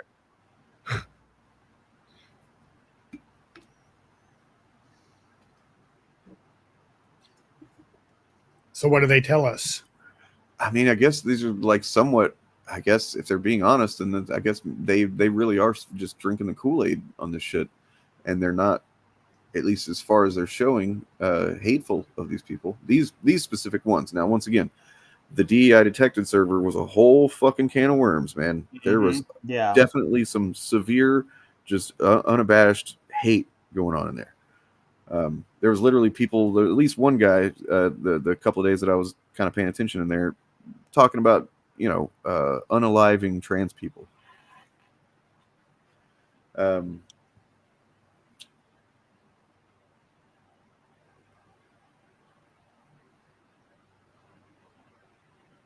Okay, so I mean, this is less shitty than I would have expected, honestly. Yeah, it looks like they're getting some. Oh wait, no, here we go. There we go. Bing, bing, bing, bing, bing. So someone asked, how are they? Should you not be playing Concord? Oh wait, it deleted itself. Must have been because it's trans. Wow. Okay. No one heard of Concord until Sony announced they were canceling it.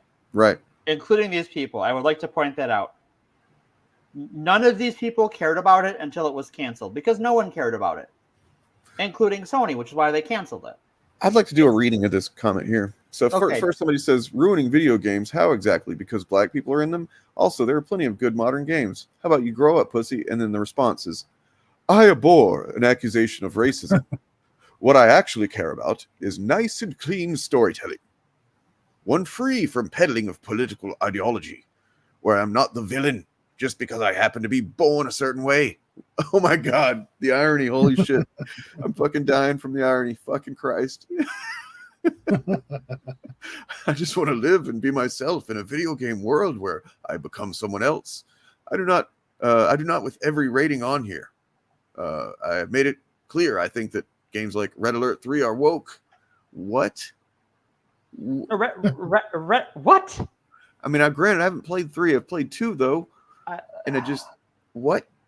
I mean, 3 to begin with is not a very good game, but it is full of racialized stereotypes and caricatures of Western Europeans, Americans, Russians, and Japanese people. Is that the one where Tim Curry goes, space? Space! Yeah, that's the one. It's not a very good game. Yeah. It's probably my least favorite Command & Conquer game. And I've played them all. I didn't play Command & Conquer 4. Command & Conquer Tiberium Sun is my favorite, though. Give me giant robots. I always forget about this fucking slur because it's just like Kiwi Farms shit. Mm-hmm. And then I see it and I'm like, what? Which one? This one. Oh, yeah. Well, I've seen that one a lot lately.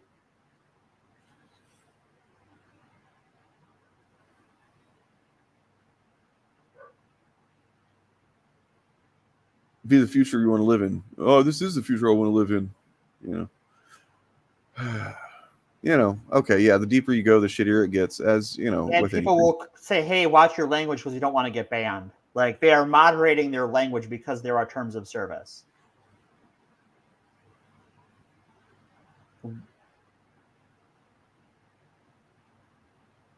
Not a hateful community, nor a place for your woke kinks.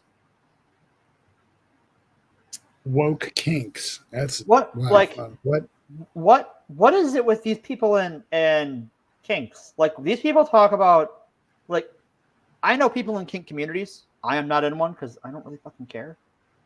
They see kinks as like, I mean, I think it's just like outside of basically missionary position is kink to them. Yeah. But everything is about sex and kinks to these people. Like,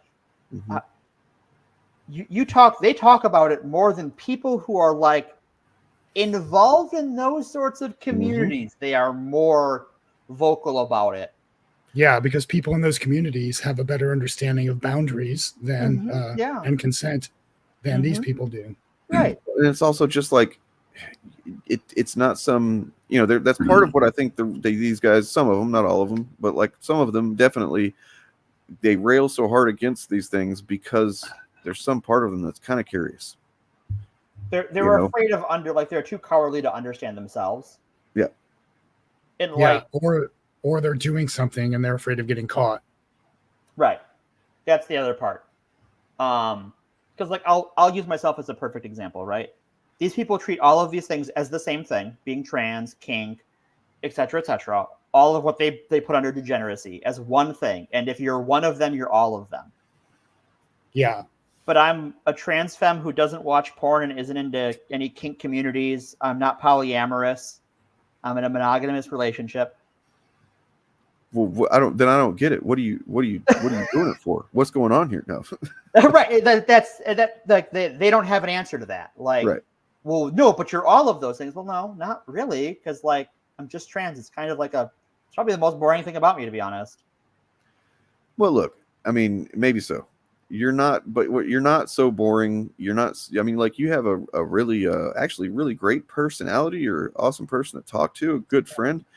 You know, like, you're not someone who's so fucking devoid of character and identity that the only thing you know how to do with your little fucking like YouTube streams or something is just to literally get on there and start talking shit on people you don't even know for ways that they are that you don't know anything about, you know, calling names and stuff like that. Because like the fact is, and yes, I'm making a point here. I'm not going to name any names, but fact is, you are. We could stop talking about the people that we talk about and still, like we did it earlier, you know, talk about the content that we enjoy exclusively if we you know could wrestle with our consciences and do that knowing that there's people out here saying harmful shit, which I can't do, but we could theoretically do that. However, there are some people that fucking stream 6, 7, 8 days a fucking week, and they, you know, 8 days a week say the same shit every single stream, and they fucking make little thumbnails with fucking, you know, cum on the people's faces and stuff, which is really weird, man. It's really fucking weird that you do that so often. And if you stop talking about other people, you would have nothing to say because you're nothing. You're empty. You're a fucking husk of a human being. Anyway, we spent the majority of this episode talking about a show we all like. Yeah, and the lore that it's based on, and demonstrating, I think, that we know more about it than any of the people complaining about the show over there in. And I hope that fucking thought never fucking keeps you awake at night. Actually, I do hope that you fucking, you know, one day wake up and realize that, you know, the whoever theoretical person I'm talking to.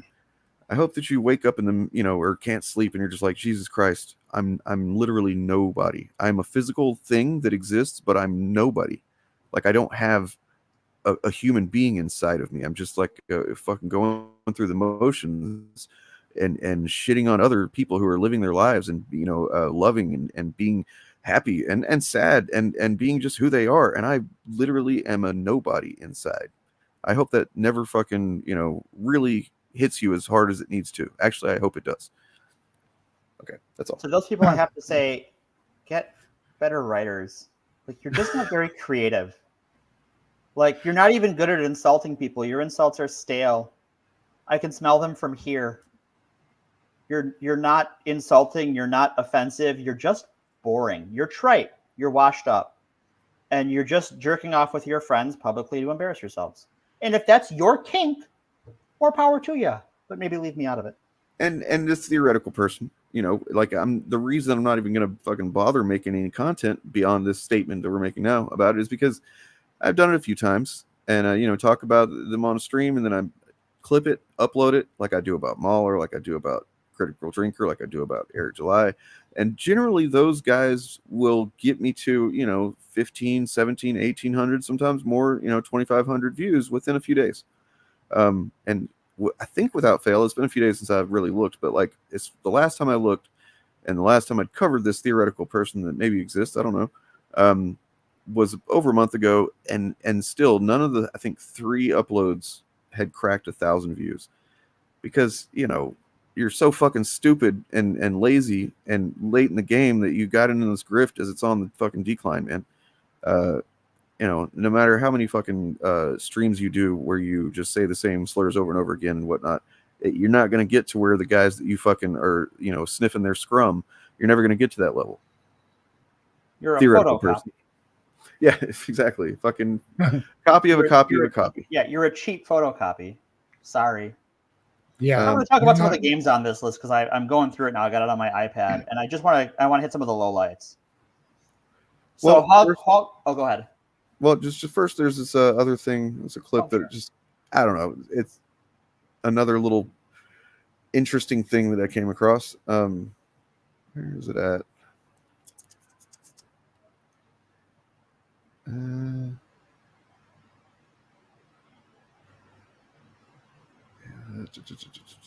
Okay, never mind. I can't find it now, so I'll have to find it later. That's okay. All right, so I'm going to start with Baldur's Gate 3 just because it's a hugely popular and successful game. They don't recommend it, like, just because there's some queer people in it. Also, that one of the NPCs says they're asexual, so they're not just like anti-LGBT. They're anti-people who are just like, pass. Isn't that the one where you can be a bear and fuck somebody? One of the companions is a druid who is a shapeshifter and can turn into, amongst other things, a bear. Because we did cover that, yeah. Yes, we did, because they got all upset and spaghetti about it. And it is, like, to be fair, it's weird. And, like, there is some questions about, like, well, wait a minute, hold on. That looks an awful lot like bestiality. And while it squicks me the fuck out, like, technically that's a consenting, intelligent creature that just shapeshifts. And you can be kinky with. And it's not for me, but what the fuck ever. You know, whatever. Yeah, it's not. I'm not here to judge fictional characters in a video game that aren't actually. I will doing say, anything. I personally appreciate all the kinky stuff in Baldur's Gate 3 because it has given my tabletop players an outlet to explore all of that away from my from you. Yeah, that's. I have a firm policy in my tabletop groups that if you want to do anything like that, we have a tool for that in our society. It's called fan fiction, and you can write yourself some lovely fan fiction. And if you need a world detail or something explained, I am happy to do that for you. But you can do it way the fuck over there. And if you want to flirt with an NPC, suddenly their face looks like mine and they sound like me. And the only problem in that plan is that my spouse will go, "Bring it, hun." Yeah, and also I have minors at my tabletop sometimes. Yeah. So we need. Yeah. Anyway, thank you, Baldur's Gate 3. Thank you, Baldur's Gate 3. Yeah. I see. Friend of the inside. Such a sweet little kitten. Oh, how it screamed. All right then. This was labeled the most fucked up cutscene in Baldur's Gate 3. Nice. All right. Nice. I couldn't find the bear fucking one. I'm sorry. That's okay. Friend of the show, J.K. Rowling is on here. Hogwarts Legacy made the list. Oh, wow. How ironic. Because somehow 1800 Scotland is diverse, as though they don't understand how the British Empire works. And it uses body type instead of biological sex. Oh yeah, you see that throughout this list. It's like, that really okay. That really upsets them. Street Fighter is on here. I'm surprised it's not on here for DEI messaging, because like Street Fighter throughout the history, the point of Street Fighter is that it's a worldwide tournament, and the fighters are all from different places in the world. So I'm surprised that like they didn't complain about DEI for Street Fighter. Well, they're not crazy. I'm struggling to understand what is woke about Street Fighter. I mean, I don't think woke is a thing. I don't either. Yeah, but I'm just. I can usually put myself in the mindset of someone who thinks it is and see where they're coming from. Where they're coming from. Street Fighter, I don't. Wait a second. So Power World, that's that Pokemon with guns game. Yeah. And so you literally you play as a fucking Pokemon character type thing, and they're complaining that there's no biological enslave critters and give them weapons to kill other critters. Yeah, that's very woke. Free speech, guys. Free speech. Except for unless you're a video game maker, then you have to do it exactly the way that we want you to do it, and you can't say, make it this other thing. Assassin's Creed 3 is on here for DEI messaging. It's apparently forced diversity. There it is. We got it. We got him, ladies and gentlemen. Because you play as a Native American man. You play as an indigenous guy. Yeah, who but has you also a play secretly important role in the American Revolution because of Assassin's Creed. That's how Assassin's Creed works. Yeah, that character is also half white though, so technically you're playing as a white person too. Right. And the way they described the Suicide Squad Kill the Justice League, I thought it was. I mean, it seemed like it was probably a pretty shitty game, but right here, man, that sounds kind of rad. Yeah, what's wrong with that? I see several Call of Duties are on here, which just like going back to that Twitter thread of like, I just want to play a game where I get to use guns and It's like, oh, here's like half a dozen war crime simulators. Yeah, famously anti-gun messaging Call of Duty. I'm gonna call out BattleTech. The Harebrained Schemes BattleTech from 2018 is on here. It's right below that yellow one. I was just playing that before we got on stream when I was making my coffee. They like, in the character creation you can set your pronouns to they. Oh my God. This is the level of stupidity in this, is that like that is it. There is no, because it's a large chunk of space. There are diverse people, but it's a large chunk of space, so it's probably makes sense that everybody's white. But yeah, like that's what makes it woke, is that at the beginning of the game you can click over twice. You can go he, she, you can go he, and then you can click over to she, and then you can click over to they. And I guess if you want, you can give your non-moving like art picture of your character a beard regardless of their gender. That's it. That is what qualifies as woke. I mean, my takeaway from this list is apparently every video game in existence, of any consequence, is woke. Well, so I just kind of think I think I just discovered something here that kind of makes this whole thing seem a little bit silly. Okay, so the red is the one they're like not recommended, right? Like, do not fucking play this because presumably they don't want anyone to absorb the messaging that they're trying to force down your fucking throat like a big old veiny cock. They're trying to force it down there. Don't do that, right? But like, then this type of thing, Grand Theft Auto 5 contains subtly pro-LGBTQ plus messaging. Wouldn't you be more concerned about the subtle messaging? Yeah, well, it's like that's sort of why like the BattleTech thing struck out to me, was because like there are actively queer characters in like all of these Fallout games they mentioned, but that's informational rather than not recommended. It's like, well, wait a minute, like, do these people not know the role that Fallout 3 plays in online trans femme culture? Of course they don't. They have no idea that like Fallout New Vegas is like a cultural touchstone for trans femmes from the age of 25 to 45. Right. I like how I haven't played Borderlands 3, but I like how it's just 3 that's on here.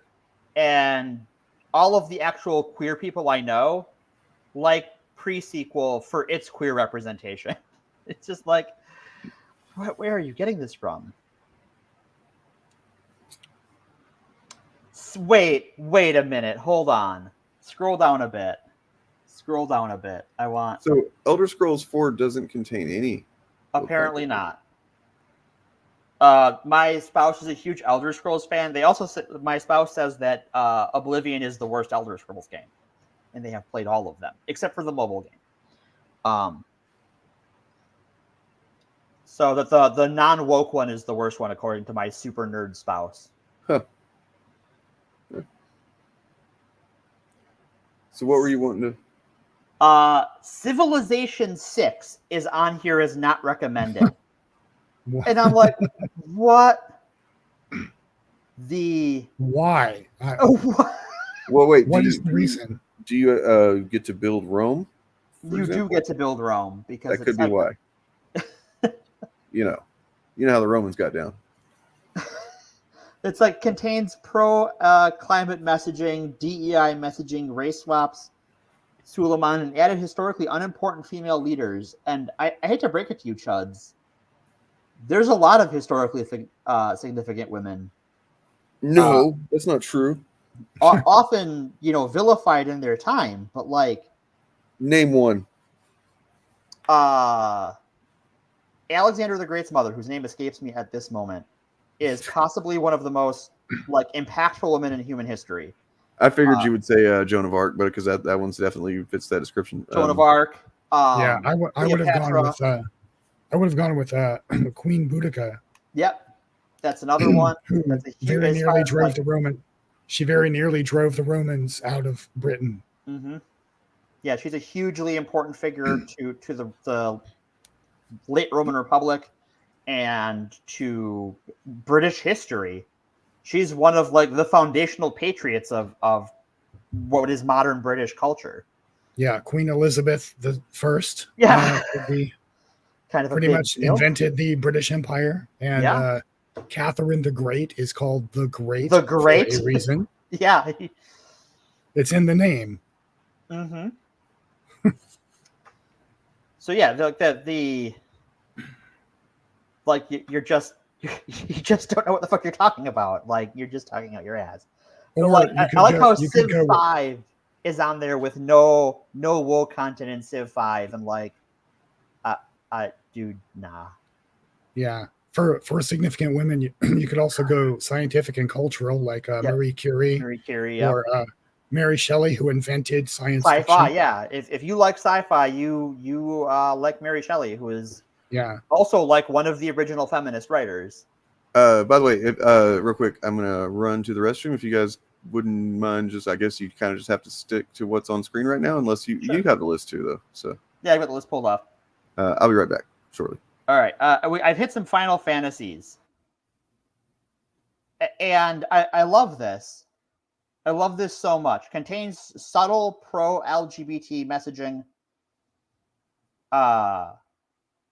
Okay, like I don't even see it. Like I'm not even sure what they're talking about. But also contains subtle pro-climate action messaging, and I'm like, you didn't actually play the game, did you? So for those who don't know Final Fantasy VII, your main character Cloud is a mercenary hired by eco-terrorists to blow up power plants. And the company that runs those power plants serves as the co-main antagonist of the game. Like, they kind of fall off towards the end when the real big bad is making his plot apparent, but like, the planet is fucked up because of the company, and they're responsible for the creation of that big bad guy too. So like, it is not a subtle game. This is just like trying to pander to Final Fantasy fans who haven't realized that they're being beaten over the head.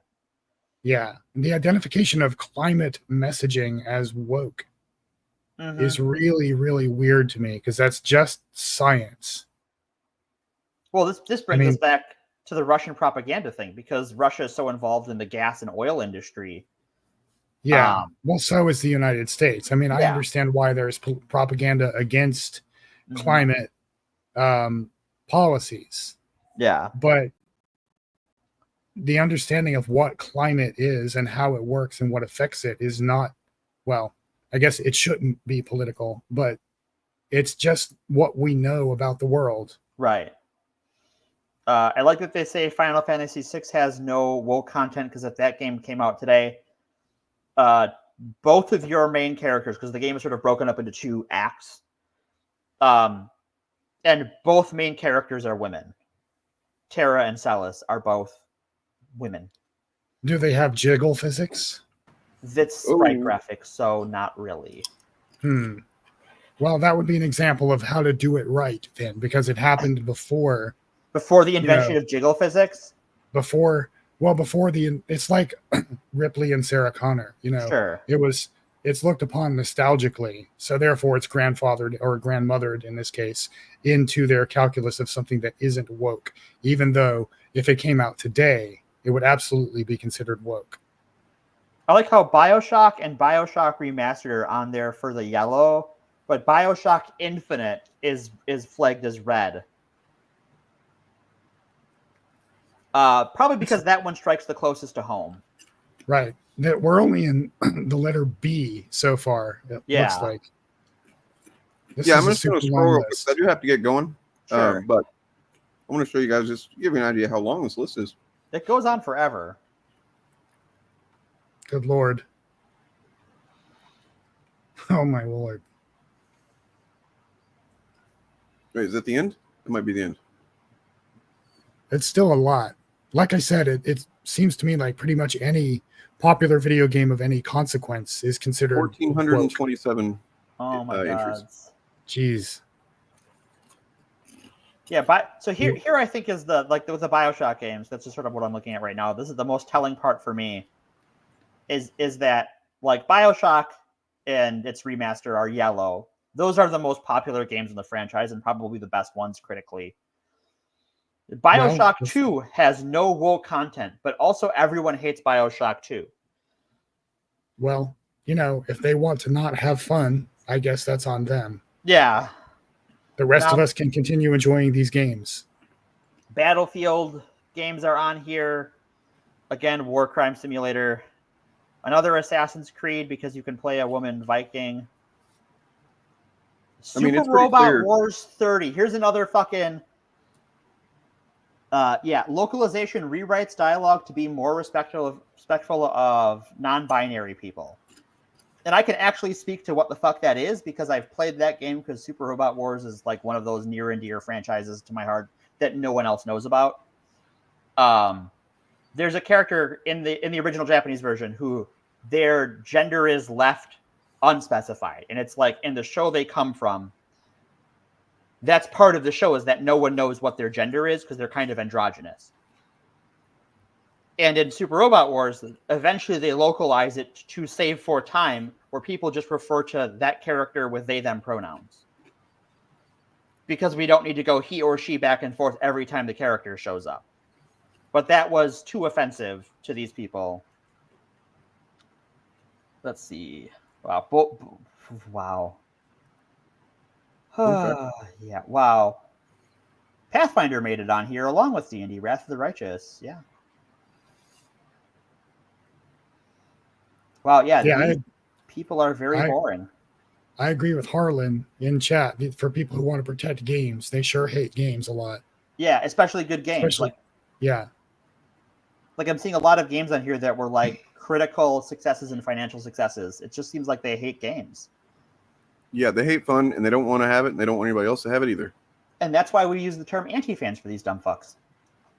Yup. Because they're not really fans of games. They're fans of hating games. Yeah, I mean, and they're also fans of hating, human beings. However, perhaps could be that, maybe, perchance, some of them might be coming around. I know that it happens all the time. I'm sure, more than I can possibly be aware of, where they'll kind of start to grow and learn. Oh, wait, I was believing some pretty harmful shit, as we learned from Low Watermark last night. He took a lot of narratives for granted, just because these guys that seem like they know what they're talking about and YouTube videos were saying it. Let's have some hope for people, because you never know who might start to kind of come around on some of these things. Yeah. For instance. Yeah, I was going somewhere with that. All right. I was waiting. I knew you were setting it up. You got like this fellow here. Let's see. God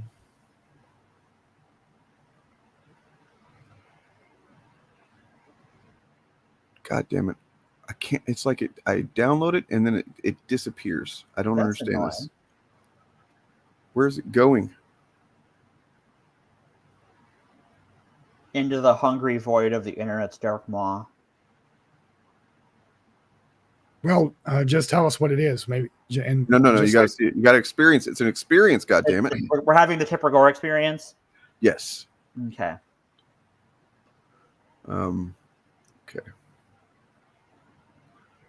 complete and utter Can you garbage. just call up where you downloaded it from rather than I showing downloaded it from the version? internet, Bob. You know, I know that, but I mean, like, can't you just go to the original link and just share the screen? Yes, you're right. I can actually, because I just would have to reshare the goddamn screen share because I didn't use the audio the first time, but it takes like 2 seconds. Thank you for pointing that out. You're actually incredibly correct today. Science marches on. Yay! All right. There's and then, games on here that aren't even that are listed as coming soon. That like you are, guess ahead of the curve, you morons.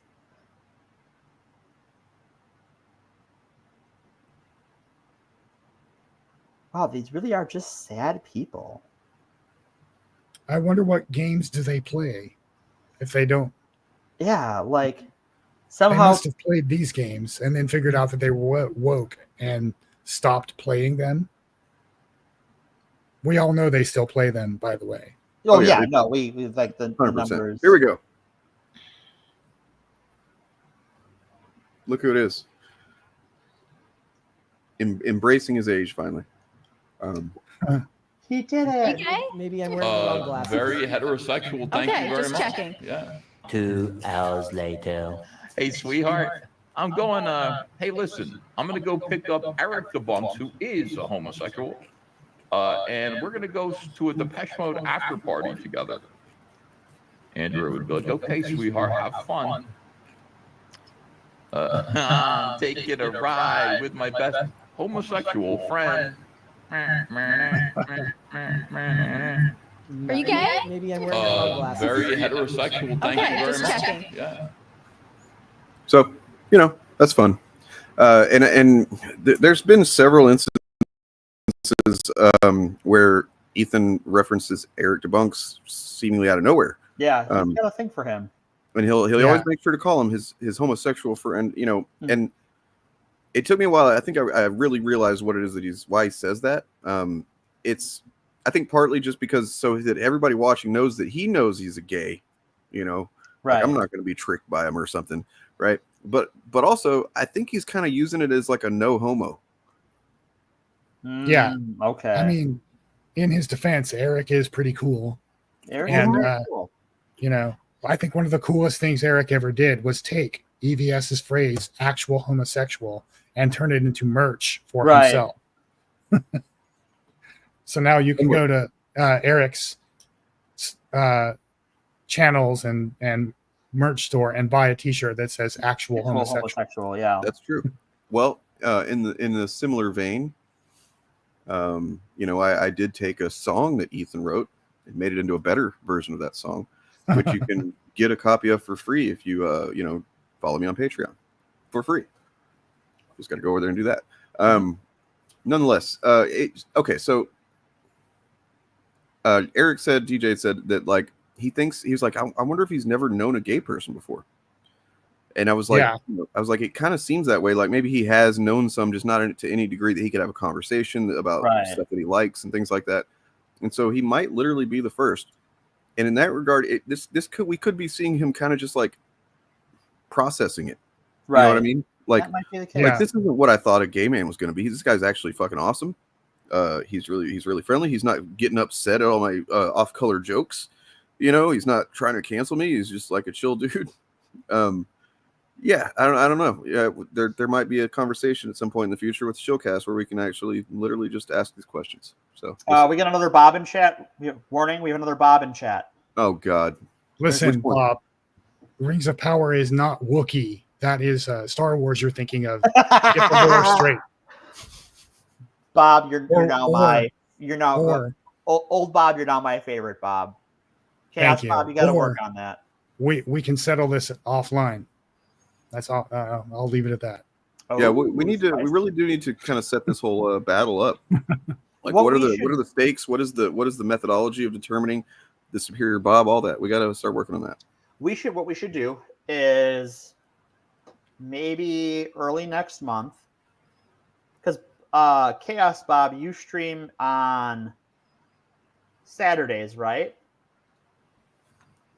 Chaos Bob? No, he streams on Sundays, I think. Does he? Right? I don't know. He kind of goes all over the place. Yeah. But maybe towards the either the end of this month, like the 28th, 29th, or the 5th or 6th, we should do a Bob versus Bob trivia and take donations as to like who's going to be the Bob that's the better Bob, and we can donate that to Act Blue. What kind of trivia? Oh, that's the fun part. Oh, okay. Chaotic old trivia. Oh dear. Okay. That could be anything. But yeah, I mean, chaos. I was gonna say just Bob trivia. Bob like trivia. Famous Bobs or things that you bob for or something. I don't know. Well, we could have the Bobs bob for things. Oh yeah. Or we could just, do a fundraising stream. Yeah. A 24-hour fundraising stream of some sort where people come in and let's fucking do it as they're able to, and raise money for like some charity or either Act Blue or like Trevor Project or something. Something like that. Yeah. Yeah. That'd be cool for sure. It always, well, it feels good to have a little platform that you can do something like that with. The reason I mentioned Act Blue is they and the Harris Walsh campaign have announced they are investing several $1 million into down ballot races across the country. Yeah. So we can help each other. Yeah. Speaking of which, it's that time of the episode. If you have not gone to vote.org to make sure that you are registered to vote in the United States of America, if you're a citizen thereof, you should do that right the fuck now. Yes, even if you think you're already registered, especially if you're in a red state, because they are purging the voter rolls. Yes. Actually, Morgan, would you mind? Would you mind doing that again? This is the time of the episode we would like to remind you to go to vote.org if you are a citizen of the United States and make sure you are registered to vote in your state. Right now, voter rolls are being purged across the country. It doesn't hurt to double check to make sure that you're registered to vote for this upcoming presidential election and every other race on the ballot. Boom. Nailed it. Very good. Very good. All right. Well, okay. I guess I think the Shillcast is actually going to have McDizzle Gaming on this week. I think back, except it's going to be Tuesday. Tuesday Shillcast this week. So look for that. We're going after fucking Mark Kearns this time. I'm going to give these other fucking grifters a little break this week. Sweet. They've had a hard fucking couple of weeks, So we're going to go after this fucking other dipshit. Well, their poor hearts, like a bunch of their friends who say the same stuff as them all turned out to be paid to say it, and they didn't see a fucking dime of that. Yeah, they're like, wait, I've been saying this shit for free, man. Right, you've been embarrassing yourself for free, you dumb fuck. Well, I mean, not for free, but for like YouTube ad revenue and super chats and Indiegogo money that they're never gonna fucking. Yeah. All right. Please like and subscribe. Yes. Check out the channels down below as well. Plenty of good ones. Bob, anything else? Bob? You are. Hello, can you hear me? You're back. Oh, yeah. I was gonna say, subscribe to my channel. I am trying to get a review of the first half of season 2 of Rings of Power out. I was planning on recording the voice track for that tomorrow, but looks like that won't be possible based on my voice right now. But I've got other content coming down the line as I can make it, and yeah, hopefully I'll keep turning up here too. Woo! Word. Happy to have you on. Love you, folks. Take care of yourselves, and don't fap too much or too hard or too soft or in front of anyone that has not consented. I'm trying out new outro taglines. That one's not going to stay. Well, you know what? I think one we know that works is everyone remember to praise Bill. Praise Bill. Praise Bill.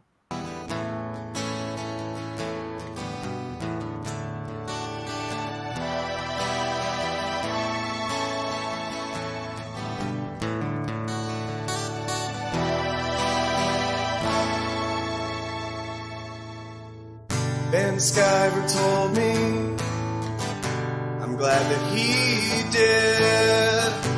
Did he simply predict it? or will into existence.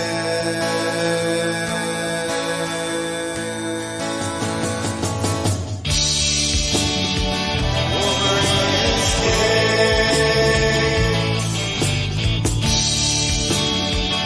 Yellow tights should have given him away. Wolverine is gay.